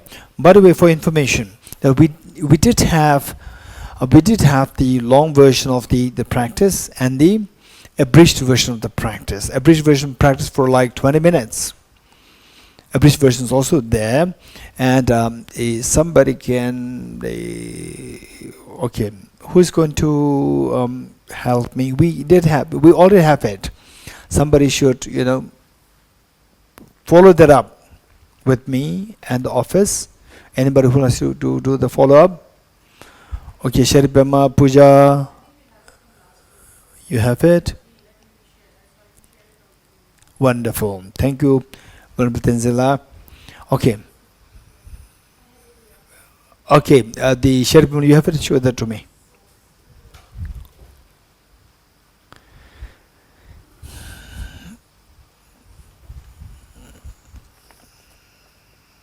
Wow,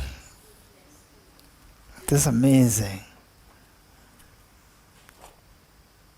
Oh, she has everything. First, it's a daily practice manual, short, middle, and detailed version. You don't need anything; it's right there. Right? Thank you. The first, more detailed version of daily practice, 30 to 60 minutes. Second, short version of daily practice, 10 minutes. How many you want to do? Which one? The first or second? Second 10 minutes. And there's third one also, shortest version of daily practice, only when desperate, 5 minutes. Alright? Okay, no need. It's already there. So Don't worry, just take a copy of this, and Venerable Tenzila will give you the word soft copy. Is it soft copy? This one soft copy? Yeah, it's very. Thank you. Sherpa, you made my work very easy. Thank you. Okay, just go through this and see that, when you don't have time, at least do the 5 minutes one, do the 5 minutes, right? Do the 5 minutes, and then you can go for your work, whatever. And when you're a little more free, you can do the middle length or the more detailed version. And sometimes, once in a while, do the more detailed version. And otherwise, you can do the middle length. And then, when you're very urgent, the shortest version. That's good. Oh, you're good. So that makes my work easy. Yes. I was just curious if you have any suggestions on like a study technique. So, for example, Study. Okay. reading texts. So, would you recommend that we?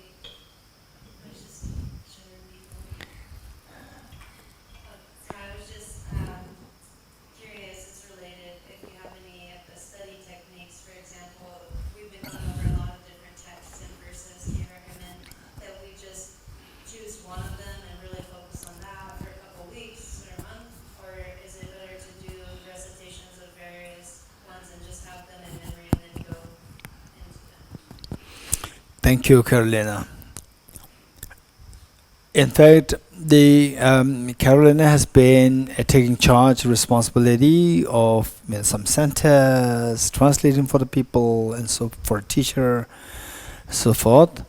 And the question coming from her is more experiential. So for this, what I would say is that the first thing required is that maintain an open mind. Maintain an open mind, which means that don't be don't be religious fanatics. Don't be religious fundamentalists. You're getting it? Like sectarian. Don't be sectarian. Maintain open mind. And for this, what I would say is that the first thing is maintain open mind. Then, with open mind, you have to go somewhere. The best thing is the first thing that you go to is www.dalailama.com. Go there. You're getting it? Just go there. And don't expect that all you have to do A, B, C, D. Don't expect that. You're getting it? Don't expect that. From www.dalailama.com, press schedule. Right? One of the subheadings, schedule. Click it, and it will come all the teaching schedule of His Holiness. Try your best to attend these teachings, be in person or online, right? And there, don't expect like how I taught to you the details, question and answer. Don't expect that. What His Holiness gives you is something which is a treasure. You will never get it anywhere else. You getting it? Because He's the epitome of Buddhism. He is the heir of the Buddha today. So what you get is you get a broad picture. You will get a broad fence. What is the job of the fence? To protect you from falling in the wrong direction, right? You get a broad picture. So this broad picture, big fence. If you just stick to what he's saying, there's no danger that you will fall in the wrong hands. You getting it? This is number one thing that you need to keep in mind. You will not fall in the hands of the wrong people. This one. So with this, always His Holiness should be there as the main protection for us. Just keep listening to. Don't expect that His Holiness will come and offend you. Don't expect that. Just listen to His teachings. Even though it can be like just half an hour. Nowadays, in the years ago, when His Holiness was in his 40s, 30s, 40s, 50s, His Holiness was, believe it or not, give teachings for like 8-10 hours a day. So now those days are over.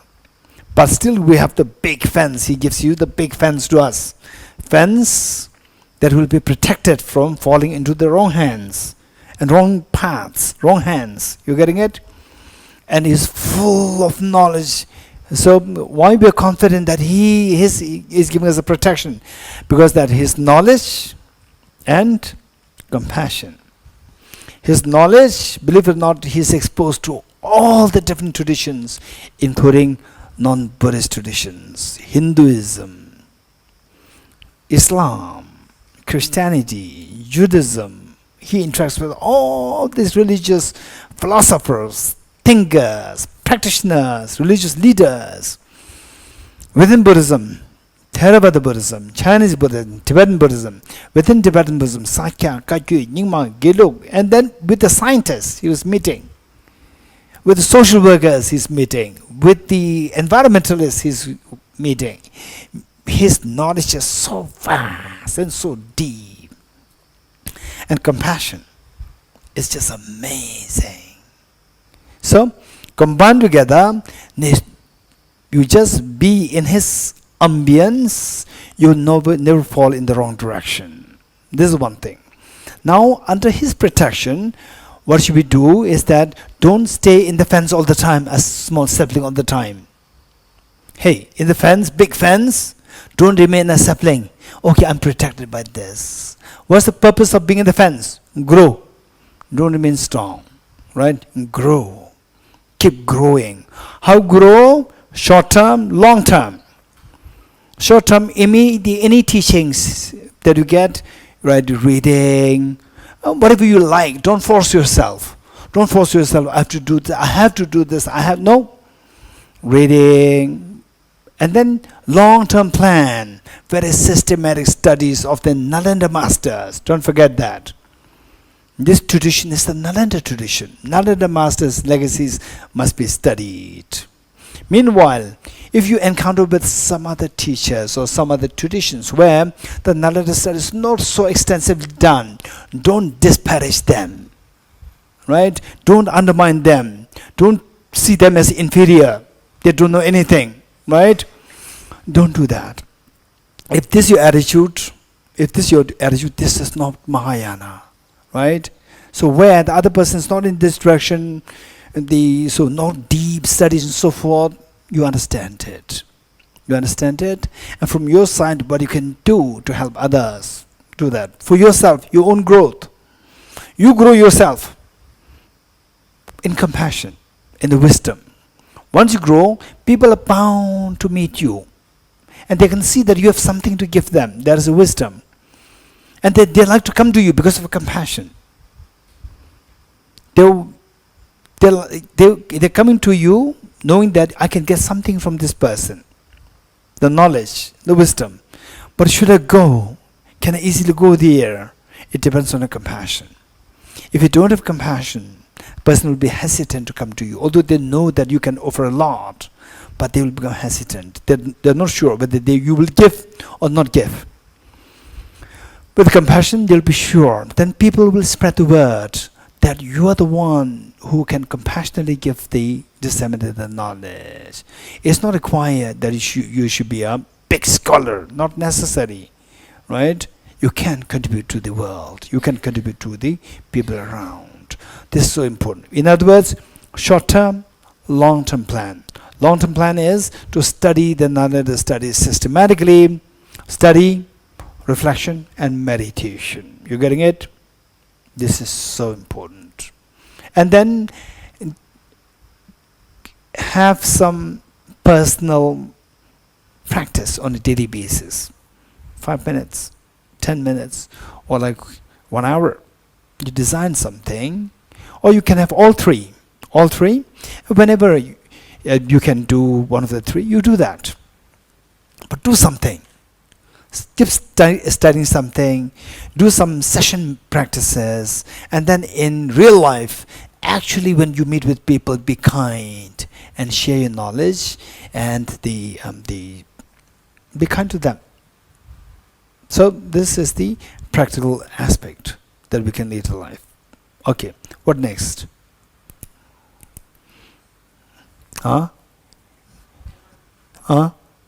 Who? Yes. Okay. we have only 7 minutes. Anybody else? Your question is very important. We'll do it. Perhaps second session or third session. Anyone else? We have 7 minutes. A question good enough to be completed in 7 minutes. Okay. Jacob. So just going back to the verse that you were saying about arising and ceasing, is there any period where a phenomenon will arise and then exist before ceasing, or is it Abiding. yes, Arising, abiding, and ceasing. Abiding. Okay. it's just because you mentioned Arising and ceasing. I mean at subtle level maybe it is constantly, but on the gross level, is there a period where it stays within existence for a period? Abiding. Okay, that's amazing. I fully agree with Jacob. Yes. In fact, same arising, abiding, and ceasing. Within the abiding, again, there's a arising, abiding, and ceasing. Without abiding, there's abiding, arising, abiding, and ceasing. You're getting it? In other words, every moment there's arising, every moment there's a ceasing. So therefore marked by arising and ceasing. So abiding is like extension of the arising. Right? People are so excited with change, change, change. You're getting it? Right? This is one of the election what? Slogans, right? Change, change, change. And change, if it abides too long, they're not happy. Again change. Right? So abiding is not too good. Right? So arising and excitement is there, and then it falls. And then let it change. Right? Okay, abiding is there conventionally. Abiding is there, but within abiding is also ceasing, this arising, abiding, ceasing. Within abiding, again this arising, abiding, ceasing. Yeah, good. Okay, puja. First puja. Yes. Now, it's just marked in my notebook. So, why meditation with the eyes closed is dangerous? Okay, this is good question. Thank you. So we have 4 minutes. Right? 2 minutes for you, 2 minutes there. Okay. Why is eyes closed is very dangerous. 1. When you sleep, how do you sleep? With eyes open or eyes closed? Eyes closed. You're getting it? When you sleep, you lose control, or you don't lose control. Then the dreams occur, no control. You're getting it?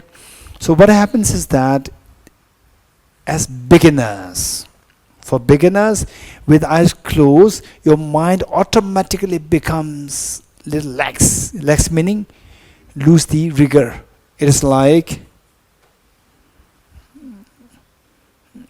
okay, Iran, you would remember coming here? Yes. You give me your wrist. Okay, let's see that. What am I doing? What am I doing? I'm holding Iran's hand. You're getting it? Do you see any difference here? 1 and 2. Any difference? Do you see any difference? 1 and 2. You do see any difference? If no, just say no. You don't say. Do you see any difference? What's the difference? Iran will tell you. You don't see difference. Iran sees the difference. What's the difference? Yes. One is harder. Say, with this, he cannot run away. He cannot escape from my hand easily. Right? With this, you're getting it? So one is tight grip, and the other one's loose. With eyes closed, instantly the mind becomes loose. With the loose, you cannot get the object very clearly and steadily. Where it is extremely with the proper grip. With the proper grip, then the wisdom emptiness, with the wisdom emptiness, it becomes very solid. Then the opposite will be discarded. Self-grasping ignorance can be counteracted. You're getting it? So in other words, the meditation must be extremely lucid. Lucid has quality of 2. One is the clarity, and the other one is the rigor. Thank you. Quality, the clarity, and the rigor. So with eyes closed, the rigor will disappear. Initially. Later on, when you become good in meditation, when you become quite familiar in meditation, then with eyes closed, open, no difference. Those people who do meditate with always eyes closed, the moment they open the eyes, they cannot meditate. Finally, we need to acquire skill whereby with eyes open, under any situation you should be able to meditate. Right?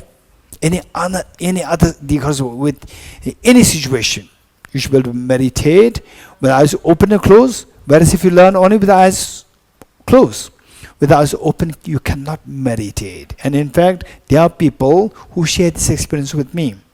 That I've been doing meditation with eyes closed all the time. The moment you told me to do eyes open, I cannot meditate. You're getting it? So with eyes open, you learn how to meditate. With eyes closed, it's very easy. Good.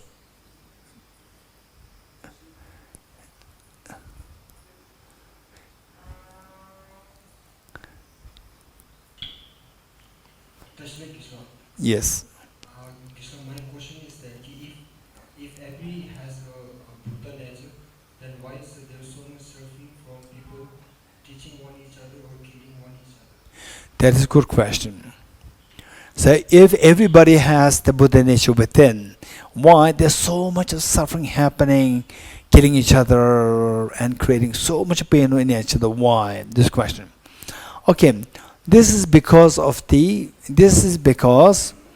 that the Buddha nature remains hidden.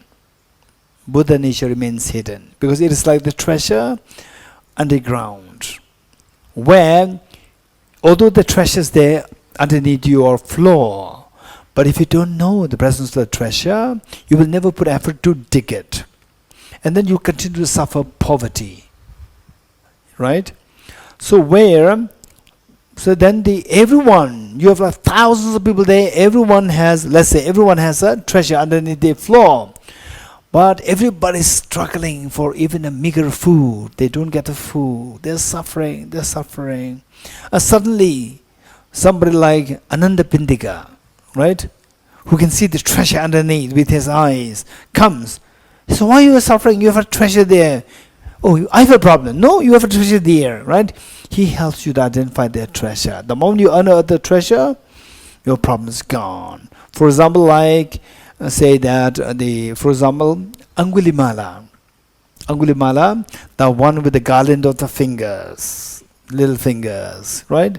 That person, for all these many years, in the prime of his youth, he was engaged in killing people. 999 people killed, right? And he was expecting some enlightenment with this. And finally he met the Buddha. The Buddha made him discover that he has a treasure. Then instantly he dug and he found the treasure there. Then he gave up his weapon. He became fully enlightened. You're getting it? So therefore the point is that we need people. We need beings. For example, in the history of humanity, we see that the 2,500 years ago, Buddha Shakyamuni came to help us dig the treasure underneath. You getting it? So now you should become the Buddha, to tell others, to teach others how to dig the treasure inside. For this first you have to dig your own treasure. You're getting all of us is our response. So therefore, each of us making a commitment, may I become Buddha for the benefit of all sentient beings. This is so precious. Every day, if you can say this, in a way you are saying that the whole world is in dark. One sun is good enough to just really brighten every leaf of the world.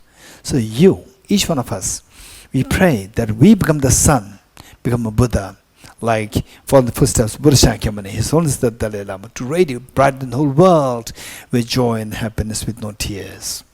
Good. Okay. Yeah. Yes. My granddaughter wants to know, why does your Buddha have snails on his head? His head? Why is his head looking like snails? Okay. So basically, small children, they feel connected to the Buddha. Even that is so precious, right? Even that is so precious.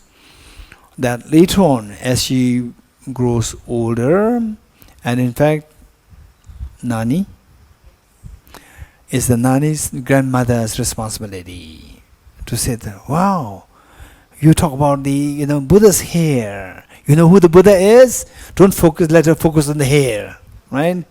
You talk about the Buddha's hair, starting with the Buddha's hair, and you say, wow, you're amazing, you're talking about the Buddha. You know who the Buddha is?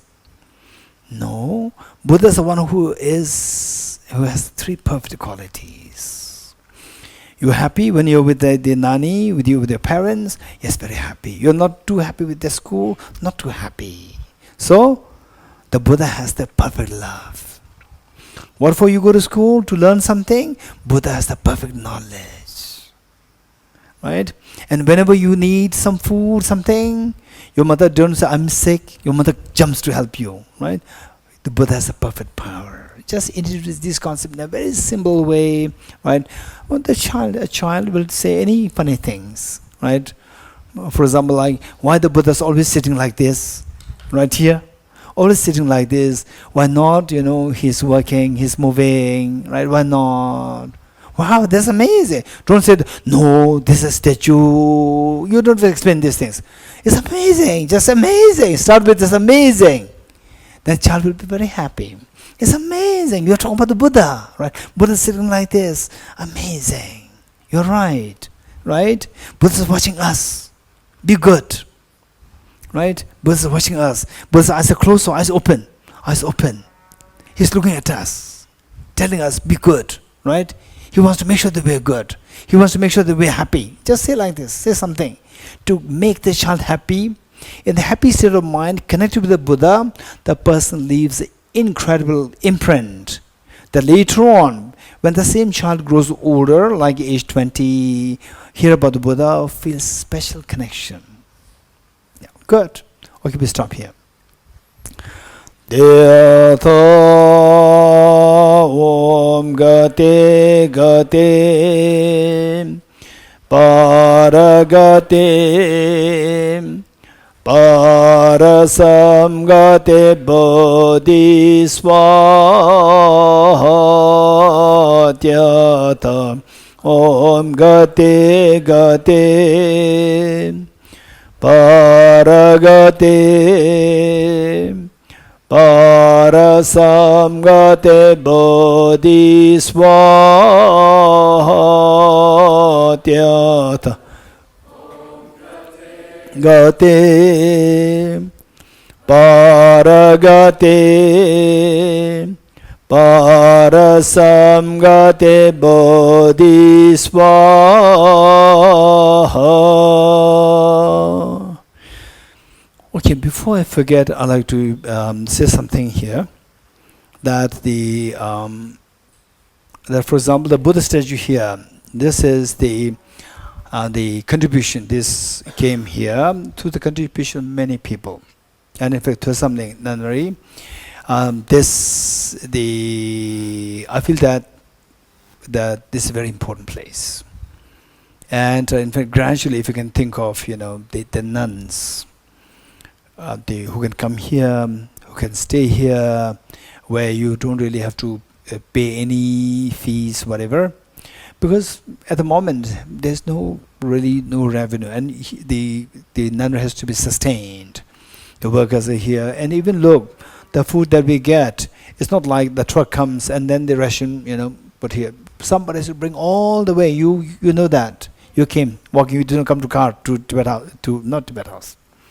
Thosamling, right? You don't come in car here, right? At this point, you came walking from a certain point. So look, everything is so expensive here, yet the place is so beautiful, and you don't see such a beautiful place anywhere else around this area, right? Greenery is so beautiful. So what I'm saying is that this needs support, and even the Buddha statue here, this is because of support of many people. It happened last year. And I would say that there are many supporters, financial, generous people are there, number one. Then number two, our staff, Mr. Srintundup, two of us, I actually sent him to the manufacturer. himself going there very far away, and then I also went there like 2-3 times there, then discuss, explored all these things. So with this, the Buddha statue came here. This is so blessed. And then they now say because I personally feel that this institution, this is not a private house. If this is a private house, small, but that's fine. It doesn't really make a difference. Big, small, doesn't matter. But for an institution, for the glory, for the institution to really stand, at least there should be some, the main attraction or the source of blessings, which is the Buddha, the altar. That should be good. So therefore, this was the thought that came to me, and then I made the promise to 2 of them that I will think of a Buddha statue. And then this is how it happened last year. With numerous generous donors, they supported, and then what to do, how to do. They say even it was just done from the scratch. It's not like ready-made, bought from the scratch. So now I'm thinking of 2 smaller statues on the side, one Arimanjushri, one Arabalukdeshvara, the Buddha, the Bodhisattva of compassion and Bodhisattva of wisdom, the 2 wings of the bird to fly, to cross the ocean of samsara, the 2 wings. Okay, the smaller statues, even that is going to be, of course, not as costly as the Buddha Shakyamuni statue, but this is what they might. And I fully agree with them, agree with them that for institution, these things are required. For personal, it doesn't matter. For institution is required, so they give the idea of these 2 things. And if any of us here, you want to make some contributions, but keep in mind that once you are abroad, so those in India, you can freely make donations. But those abroad, once you are abroad, from there you cannot go through any transaction of money, because this institution is not entitled to receive any foreign fund. So if you want to make some contributions, they will help you to look for some other ways by which to contribute. It's not a crooked way. It's just for the purpose of this, and this institution requires help. So for this reason, in whatever little way, like $10, $20, $100, not in cash, but but in the form of, let's say, the Indian rupees, through whatever way which they know, they will guide you how. The inner ways for those who live in India, so like 100 rupees, 1,000 rupees, 10,000 rupees, whatever you like to make offering for your own accumulation merit and to support the institution, that would be wonderful. There's usually, I don't ask for any fundraising, and lucky there is not Tibet House. If it's Tibet House, I really, deliberately, I don't do any fundraising, but this institution is very different in ways that there's no support from anywhere else. And yet it has to sustain, and people can benefit continuously from this institute. So I really, and also, this is a nunnery. We talk about women empowerment, right? We talk a lot, and we actually don't empower. This is not fair. So in whatever way that you can be of support, I really appreciate it. Yes, and then we have only 2 days, today and tomorrow. Or today, right? So let's be okay. I'll do it sometimes later. Don't say this today. You're getting it. Otherwise, with distance in time, the more the distance, then they slowly disappear from your mind. So when it's still hot, bang the metal while it's still hot and red, right? Hit it and make something happen. Okay, so this is what I'd like to, the request that I'd like to make to all of you. Thank you. 3 prostrations.